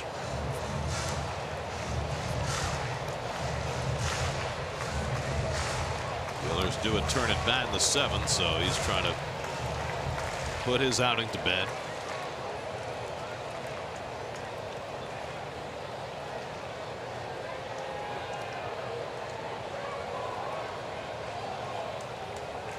Two coming. Sailed that one. 3-2.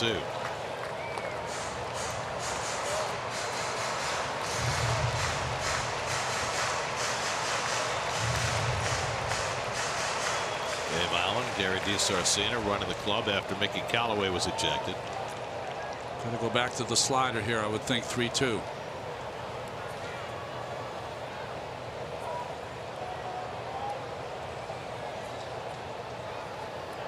Culberson takes ball 4 in the dirt. 3rd walk of the night given up by Wheeler. And what do you do now? You got Albies coming up, or Tucker coming up, left-hand batter. Seawald is ready in the bullpen. Did you see both coaches, DiSarcina and Island, kind of step down the steps a little? Probably getting some advice down there from maybe Mickey. And looks like they're going to leave Wheeler in. So Zach, who's already thrown 23 pitches in this inning, 95 for the night, will get one more batter, or will he? Some indecision here, it seems like, on the Mets' part. I mean, it's not a matter of getting more time for Seawald. He's ready to go. Exactly. So it's going to be Wheeler against Tucker, who was the starting left fielder early in the season. Had another chance to start recently when Acuna got hurt, but Culberson has taken his job. So now pinch hitting, and he swings at the first one and fouls it back.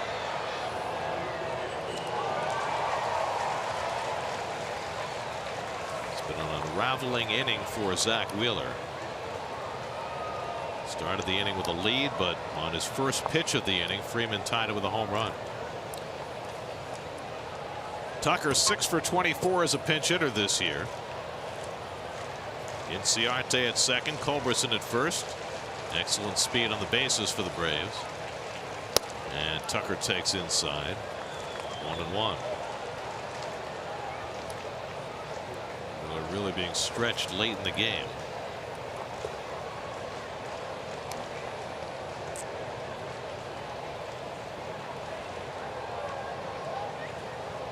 He's given up 4 hits and a walk in this 6th inning.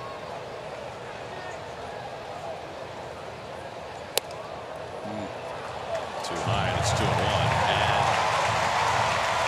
And Inciarte takes 3rd on the delayed steal. Well, exactly what you were talking about earlier. Yeah, the Mets have decided that this year defensive positioning is more important than keeping the runner off third. So intelligently, Inciarte takes the base, and he waits till the ball is delivered. He sees that Frazier doesn't break after the pitch is delivered, so he just takes third. Other teams doing that too? I mean, we see the Mets every day, and they've done it half a dozen times this year. There are other teams doing it also. And now a big lead off third for Inciarte. He picks up his 20th stolen base of the year, his second of the inning. Frazier still playing well off the line, so he can take whatever liberties he wants coming down the line from third. The only way to beat that with the way Inciarte stole that base is that every time the pitch is delivered after it's past the hitter, Frazier's got to bust to third every pitch. Now it's 3-1 to the pinch hitter Tucker. First and third and 2 out. And that's too high, ball 4, and Wheeler would certainly appear to be out of gas. Back-to-back 2-out walks to load the bases for Ozzie Albies.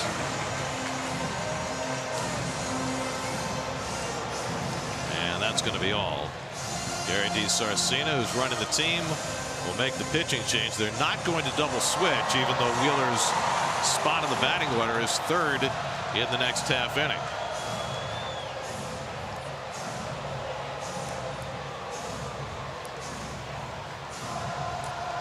Wheeler leaves in the dark. 3-2 Atlanta in the 6th. We'll be right back.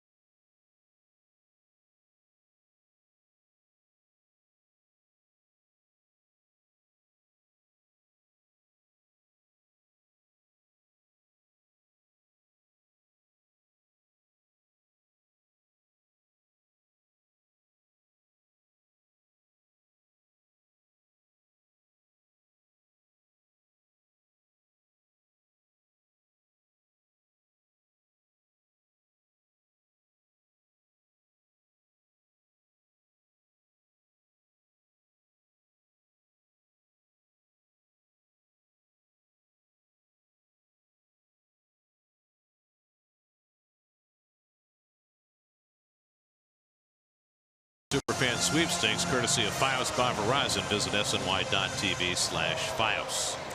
3-2 Atlanta in the bottom of the 6th. Paul Sewald comes into a bases loaded 2-out jam. See his numbers. Friday night he came in against the Yankees, gave up the home run to Stanton. Ozzie Albies 0 for 3 tonight, and the first fastball from Sewald low and in for ball 1. Now let's see the base runners, Inciarte, Culberson, and Tucker. It was clearly some indecision in the Mets dugout, trying to figure out when to take Wheeler out. Yeah. But also, you've got Sewald now in to get 1 out. You didn't double switch him in, so his spot comes up third in the next half inning. That's a little hard to understand. You've got a 5-man bench now.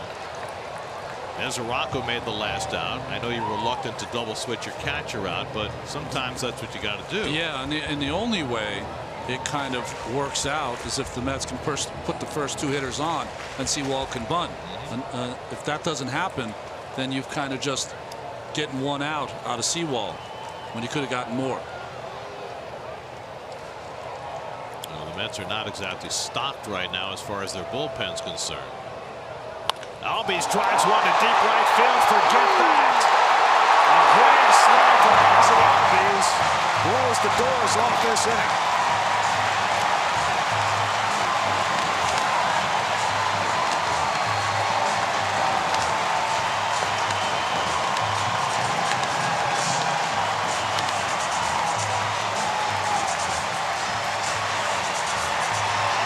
Home runs for Albies. A 6-run sixth inning for the Braves. It started with Freeman's home run, and Albies puts the hammer down. It's 7-2 Atlanta. Well, he missed with the first pitch, tries to come in, and he leaves it middle. And in the hitter's count, Albies cheated a little and was all over that fastball. And thus the roof caves in for the Mets tonight. Second career grand slam for Albies.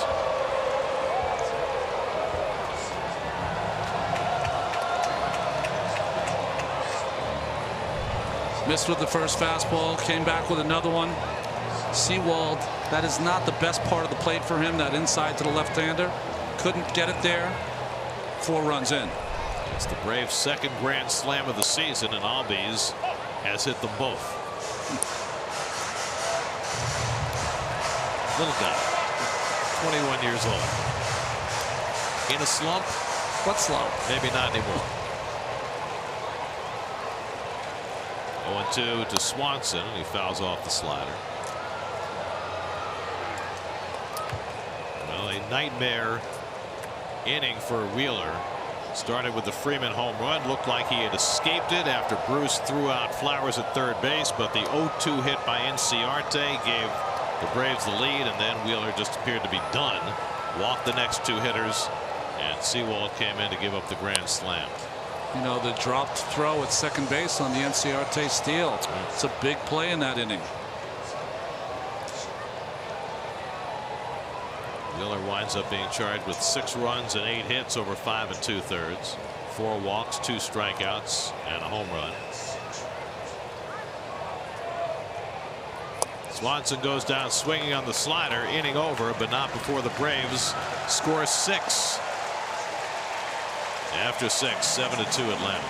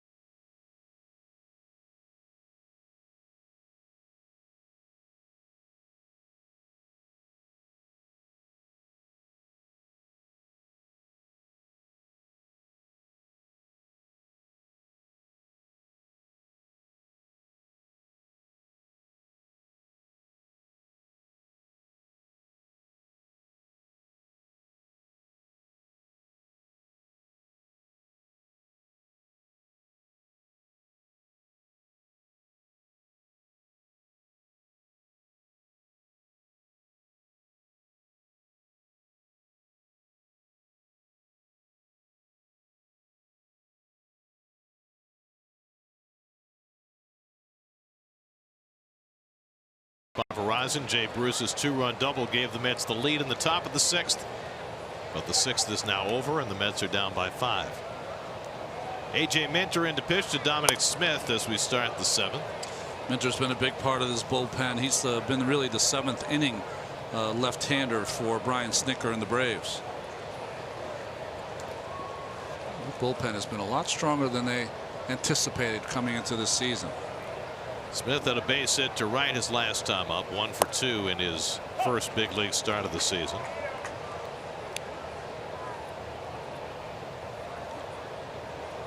It'll be Smith, then Rosario, then the pitcher's spot for the Mets in the 7th.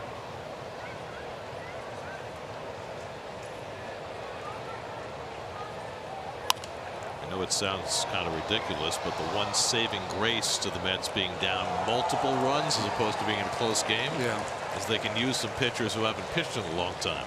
Sure. People's United Bank brings you tonight's starting pitchers. Mike Foltynewicz left after 5 for mysterious reasons. Zach Wheeler probably wishes he had too.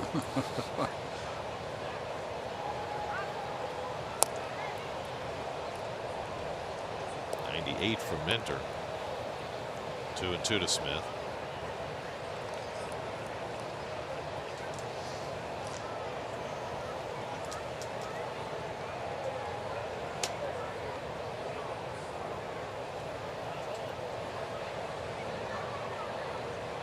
Shane Carl is now pitcher of record on the long side for the Braves. He got the double play when he came in the 6th inning from Mesoraco, and then the Braves got the lead. Most unlikely of double plays. Runners at 2nd and 3rd and 1 out. And Camargo made the play of the game. Cabrera running on a bad wheel, did not slide going back into 3rd. Camargo able to tag him out and then turn 2 to put the kibosh on what looked like it could have been a bigger inning for the Mets, who got their 2 runs but no more. And Smith goes down swinging on a 98-mile-an-hour fastball. Minter fans his first batter, 1 away. Well, maybe some no names in this bullpen, but they've all performed. Minter with a strikeout there. Watch SNY Mets games on the go on any device with live streaming presented by Verizon. Just visit SNY.TV or download the NBC Sports app today for live streaming coverage of every SNY Mets game. Here's Rosario, who's flied out and popped up 0 for 2 tonight. The Mets have had just 3 hits tonight.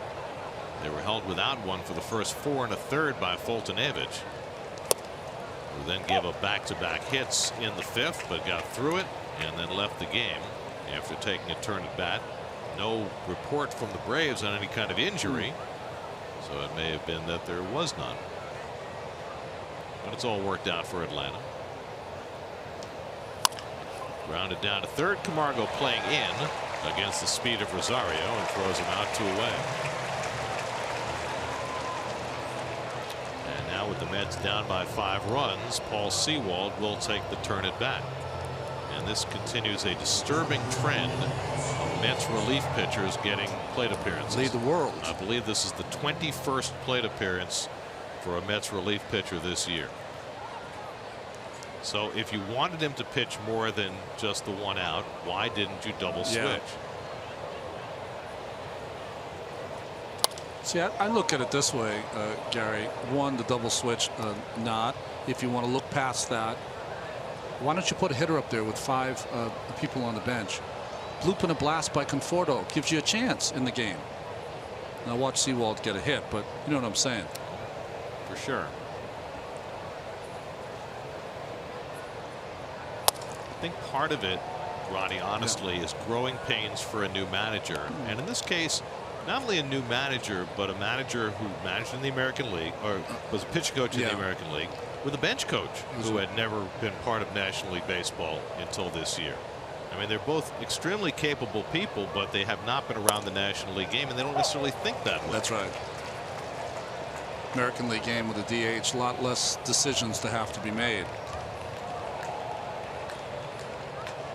But with a bigger bench, I would opt for a hitter just to try to get back in this game. Well, part of it may be is Sewald strikes out, the Mets are a little shy in the bullpen. I don't know that. Yeah. That has to be part of the decision.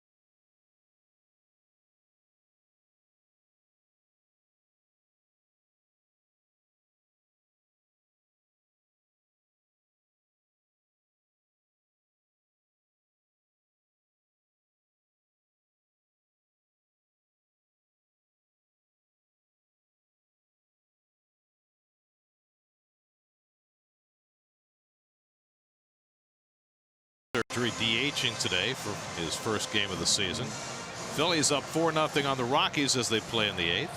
And the first career victory for Trevor Richards as Miami beat San Francisco. Scott Kingery now is playing third base with J.P. Crawford back. Franco on the bench. Freddie Freeman got it all started for the Braves in that 6-run 6th. Attacked the first pitch from Zach Wheeler for his 13th home run. Slider not missed by Freeman. I mean, it's now the Stanton's out of the league. We're in the other league. Freeman's now the heir apparent. I know Stan still gets 6 cracks at the Mets every year. That's right. Or at least this year. Freeman, Markakis, and Flowers against Sewald, who came in with the bases loaded and 2 out. Came into a 1-run game. And after his third pitch, it was a 5-run game after Ozzie Albies crashed a grand slam.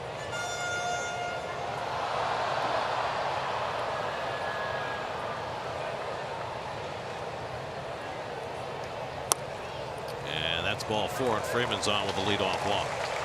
Third time in a row that Freeman has reached base.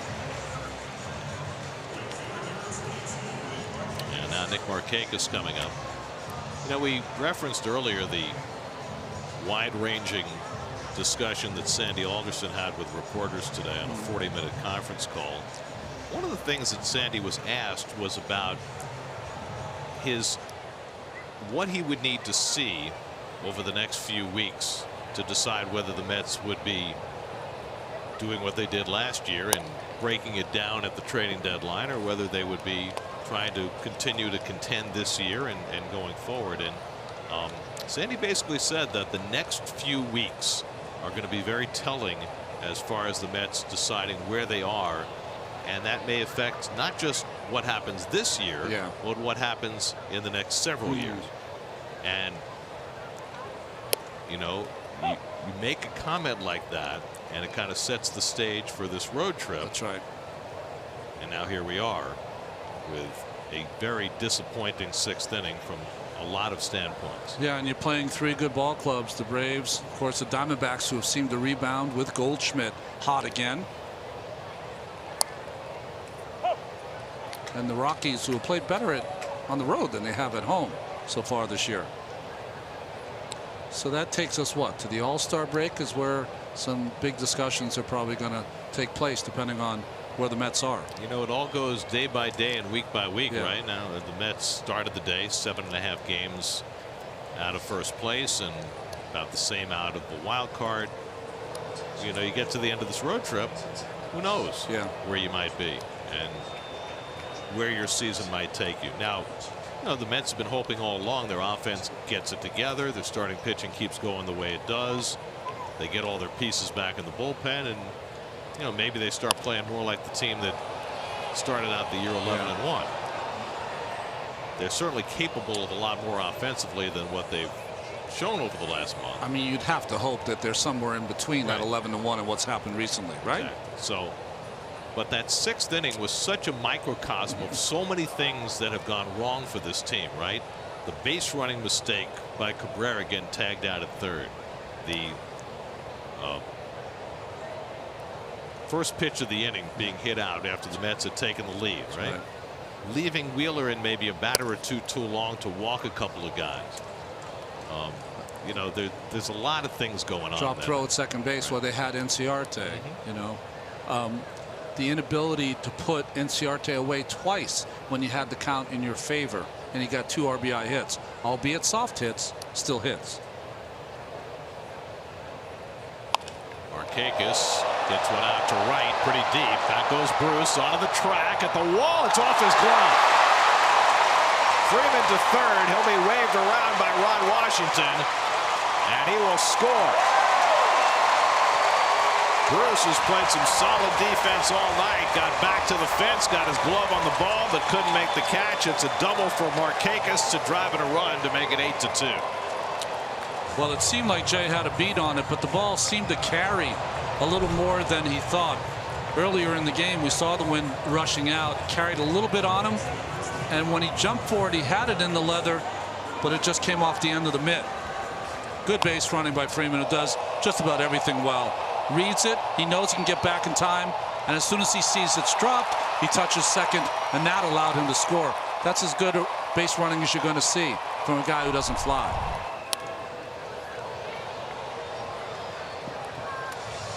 Mentioned the wind. This is the way the wind blew early last season in Atlanta when the ball was just flying out of here to right field.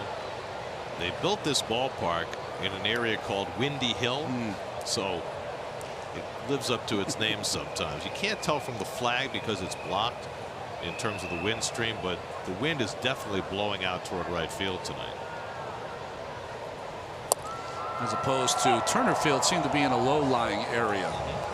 This one is on top of a subtle but distinct hill here. It's what drove Julio Teheran crazy last year. That's right.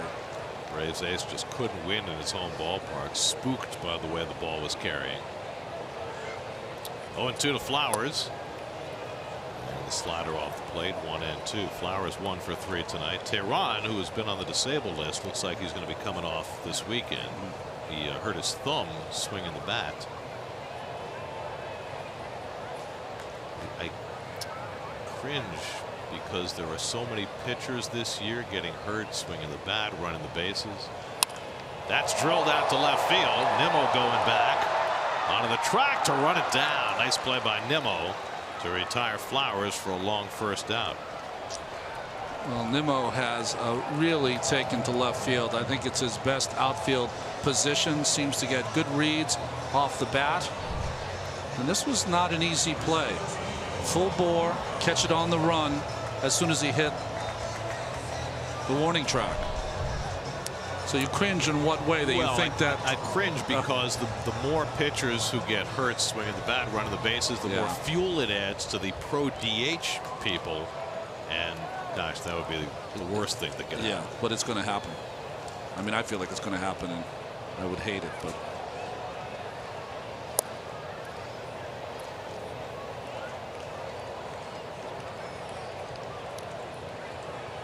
Well, part of the problem is that, you know, guys who grow up as pitchers don't hit anymore growing up. That's right. Because they use the DH in youth leagues and for most of the minor leagues, and by the time they get to the big leagues, they don't know how to swing the bat or how to run the bases.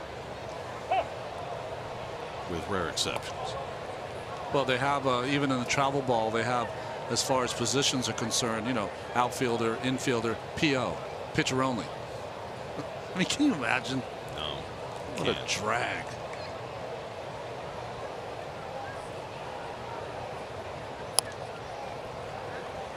To Camargo at a base hit and scored a run in that 6-run sixth.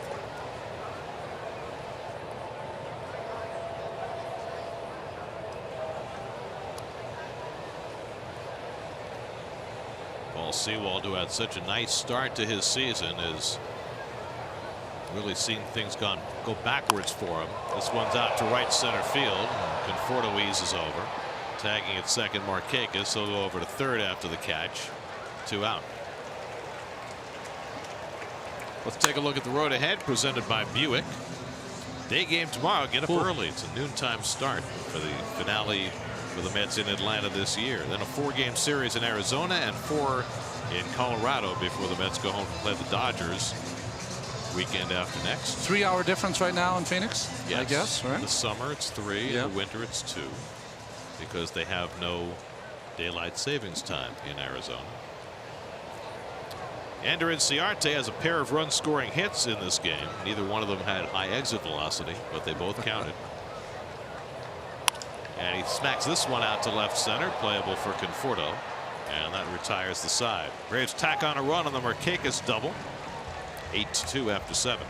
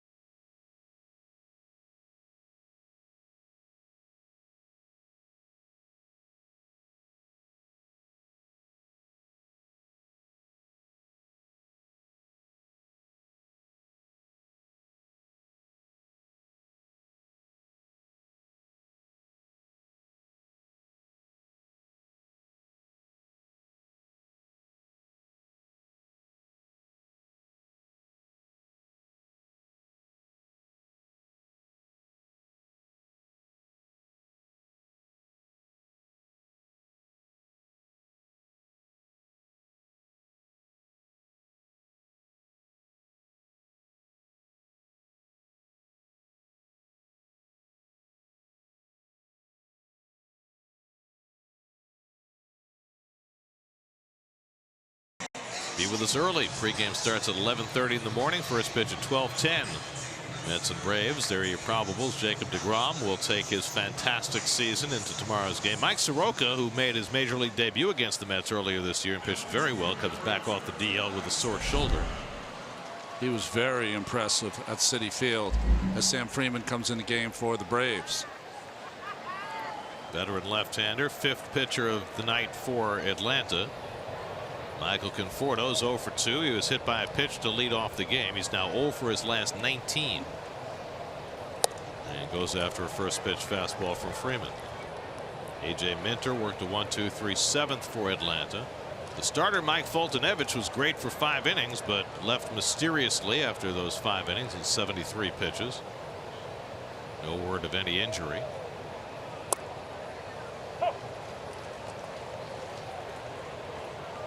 But Jesse Biddle gave up a couple of runs in the 6th. Shane Carl and A.J. Minter have held the 4th. The Braves scored 6 runs in the 6th inning, and they have been cruising ever since. Going to if we don't get any news on Fultonevich, I'm going to go down there tomorrow and find out what happened.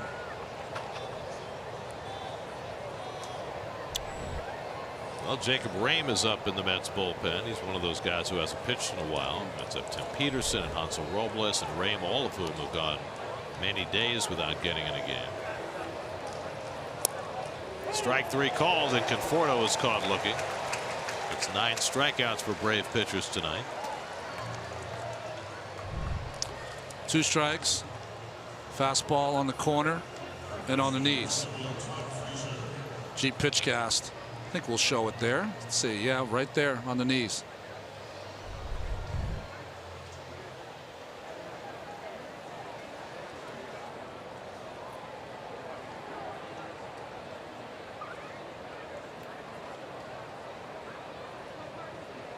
So 1 out and nobody on. Now Todd Frazier, who's 0 for 2 in a walk. And first pitch changeup from Freeman. Frazier walked and scored in the Mets' 6th inning. Mets scored 2 in that 6th. The Mets haven't scored in more than 1 inning of any of their last 7 games. Let's see if they can do it tonight. The ground ball hit right at Albies and played perfectly. 2 out.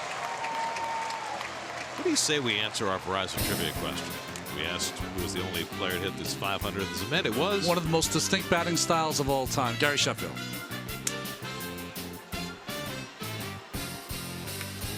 I got another for you. Yeah. Met who hit his 400th career home run in Atlanta at Fulton County Stadium. 400th. Probably 1992, maybe 93. Eddie Murray. Oh, okay. He just got hit with that pitch, I think. Nimmo. And they're not going to call it. After getting hit with the pitch and then being called back, he doesn't know what to do. Let's see. I thought it clipped him. Hard to say. Maybe not.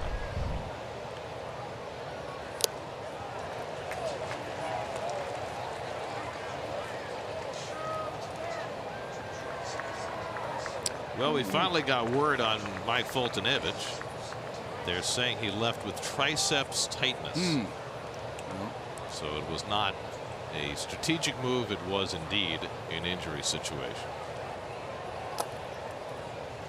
So that solves that mystery. Yes, it does. Triceps didn't look very tight when he was shutting the Mets out for 5 minutes. So I can get here at 11:45 tomorrow. I don't have to worry about it. We don't go on until noon, so. Okay. Oh no, we have to usually tape the open here, so I have to get here early. That's usually not a problem for you and I. Some people. I always feel like we're here forever before the 7:30 game because I don't know. I don't understand the 7:30 start in this day and age. It's the only place they do that in the National League anyway. To have the Monday night game with Howard Cosell and Jim Palmer and others. 8:05 on Monday nights. Sunday nights these days. Yeah. Well, I mean, we're going to Arizona next, and they start their night games at 6:30. Yeah. That seems like a reasonable time to start. 9:30 Eastern. Of course, it's a 3-hour time difference in the winter. Got to keep that straight. Frustration for those guys. Jay Bruce with a nice at bat. Boy, to put him ahead, it would have been nice to have a 0 put up, but Zach and Sewald couldn't do it. Full count to Nimmo, who after being denied his hit by pitch in the 5th walked and scored a run. Continues to get on base at a prodigious rate. You think because he doesn't get out of the way, it gets around the league with the umpires and they're looking for it? At some point. Yeah. But I mean, Derek Dietrich doesn't get out of the way either. It's true. He gets hit a ton. Utley. Slowly hit. Freeman sweeps it over to Freeman. A Freeman squared out. 3-1 on your scorecard.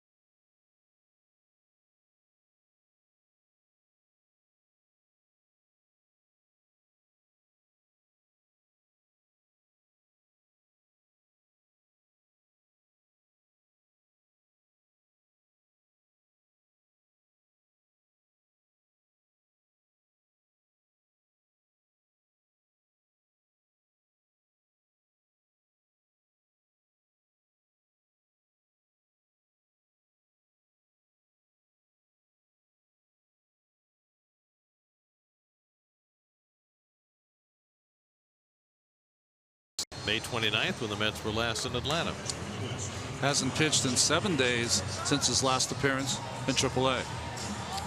Let's check in with Steve Gelb. Steve? Well, Gary, as a reliever with options, Jacob Brame had a pretty good idea going into this season that he was going to be spending a lot of time shuffling between New York and Las Vegas. So he got himself an apartment to rent in both New York and Las Vegas. And when he told me this, I was a little surprised that he would pay 2 rents until I found out that there's a clause in the CBA that actually makes the organizations pay the rent of whatever apartment players are not using if they get sent down or called back up, with one notable thing that these players have to do. When Jacob Brame gets sent down, he needs to give his keys to the Mets, and they then can use that apartment in New York for any of their players if they make a trade or something like that. Whoa, the company apartment. It's not a bad deal. It's a good deal. It's been in the CBA forever. Charlie Culberson down on 3 pitches, so Rame gets his first batter. Gary, my first full year in the Major Leagues, 1984, my roommate in New York was Tim Leary, who got sent down. So we both shared the rent by the CBA. When he got sent down, the Mets had to pay his half of the rent. So I had a 2-bedroom at 33rd and 3rd Avenue all by myself. That's pretty good. That's pretty good. Yeah. See, I like the A.J. Ramos, Giancarlo Stanton arrangement, Yeah, right? that's very nice. Because they share the apartment, but, you know, 95% of the time, one of them's on the road. That's right. So they get the whole place to themselves. Otherwise, speaking of Ramos, he is getting a second opinion on his shoulder. And Sandy Alderson said today we shouldn't expect to see him anytime soon. That didn't sound good. Yeah, he's got sounds like a number of things wrong. Ryan Flaherty, the pinch hitter against Rame. Flaherty, who got going like a house of fire this year, flies one out to shallow left. In comes Nimmo to get it, and there are 2 out. Coors Light refreshing finish. This was a big finish to the 6th inning. Really, it was. Ozzie Albies' second grand slam of the season turned a 3-2 game into a 7-2 game. 2 grand slams in his career now, 21 years old. Someone sent me a note that George Brett had 2 grand slams in his entire career.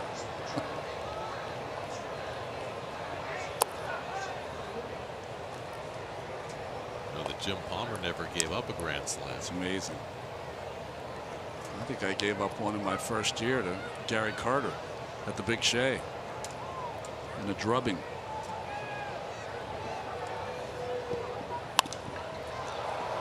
Albies pops one up. Nimmo will call for this one. And Jacob Rame has a 1-2-3 bottom of the 8th. We go to the 9th. Mets down by 6.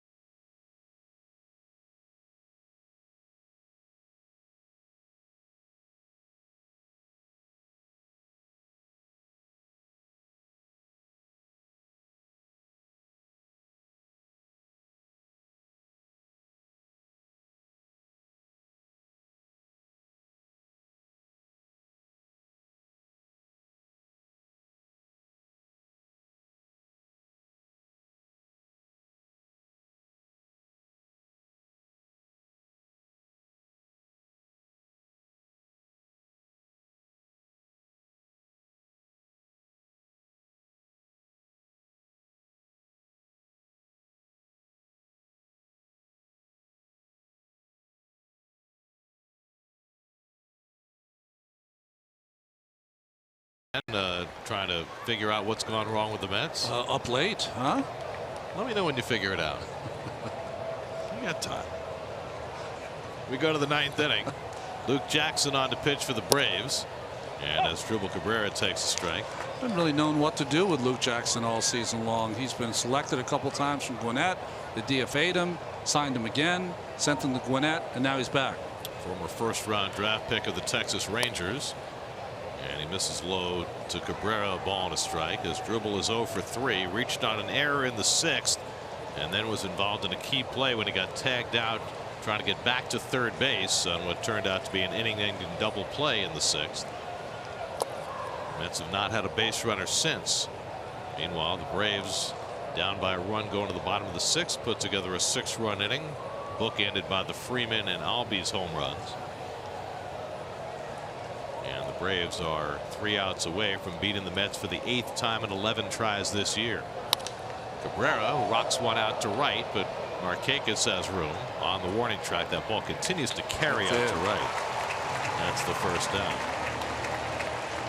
Coming up tonight on Geico Sports Night, you got the Giants, you got the Jets, you got the baseball.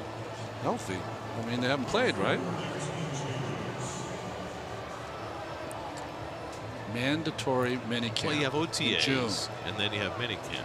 OTAs are not required, but minicamp is. At least that's my understanding, my rudimentary understanding of the complex world of professional football. Here's Jay Bruce. Things had gone right for most of the night for Bruce. Made a couple of really nice plays in the outfield. Delivered the 2-run double in the 6th that gave the Mets their brief lead. And he had a ball go off his glove on the warning track that cost the Mets a run in the 7th. Just missed that pitch too.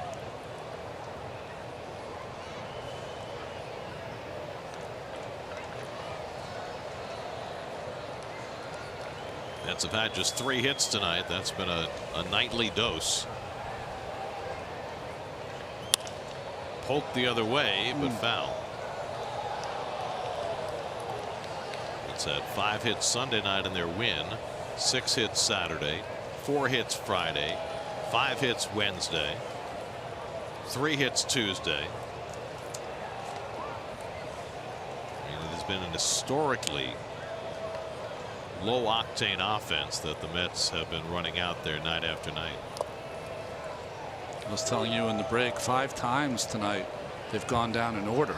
I mean, that's unusual. It's worth repeating the stat we gave earlier. The Mets hit 147 on their 9-game homestand. Going back to 1900, no other team had ever hit that low on a homestand of 7 or more games. And we're talking about at least 13,000 instances of homestands that long. And despite the fact that their pitching was phenomenal, their starting pitching through that entire homestand, they won only 1 game in 9 tries. Here, starting pitching cracked a little bit in the 6th inning. Well, on a night like tonight when the pitching isn't real good, they're completely out of the game. Bruce goes down on strikes, doesn't bother trying to run to first, and is called out for abandoning his effort. 2nd out of the inning. I mean, it's little things like this that just let you know the kind of frustration that this team is feeling. I mean, Jay's not that kind of player. You usually see him at least courtesy run to first, but that's becoming more the norm now. Shouldn't be. But it is. So the Mets are down to their final out of the night. Devin Mesoraco, the batter, 1 for 3. And takes a slider for a strike. Mets will have Jacob deGrom going tomorrow. It's always a guarantee of a well-pitched game, not necessarily a guarantee of a win. Jake took his first losses last time out. Mesoraco flies one out to left center. Culberson and Inciarte, and it's Inciarte to put it away for the final out of the night. The Braves on the strength of a 6-run 6th inning. Freddie Freeman with a home run. Ozzie Albies with a grand slam on a night Mickey Callaway was ejected. The Mets fall for the 9th time in their last 10 games as the Braves win tonight 8-2. And now we're 3-8 against this Braves team. Braves again scoring in bunches. highlighted by the grand slam from Ozzie Albies, and the 6th inning unraveled for not only Zach Wheeler but Paul Sewald.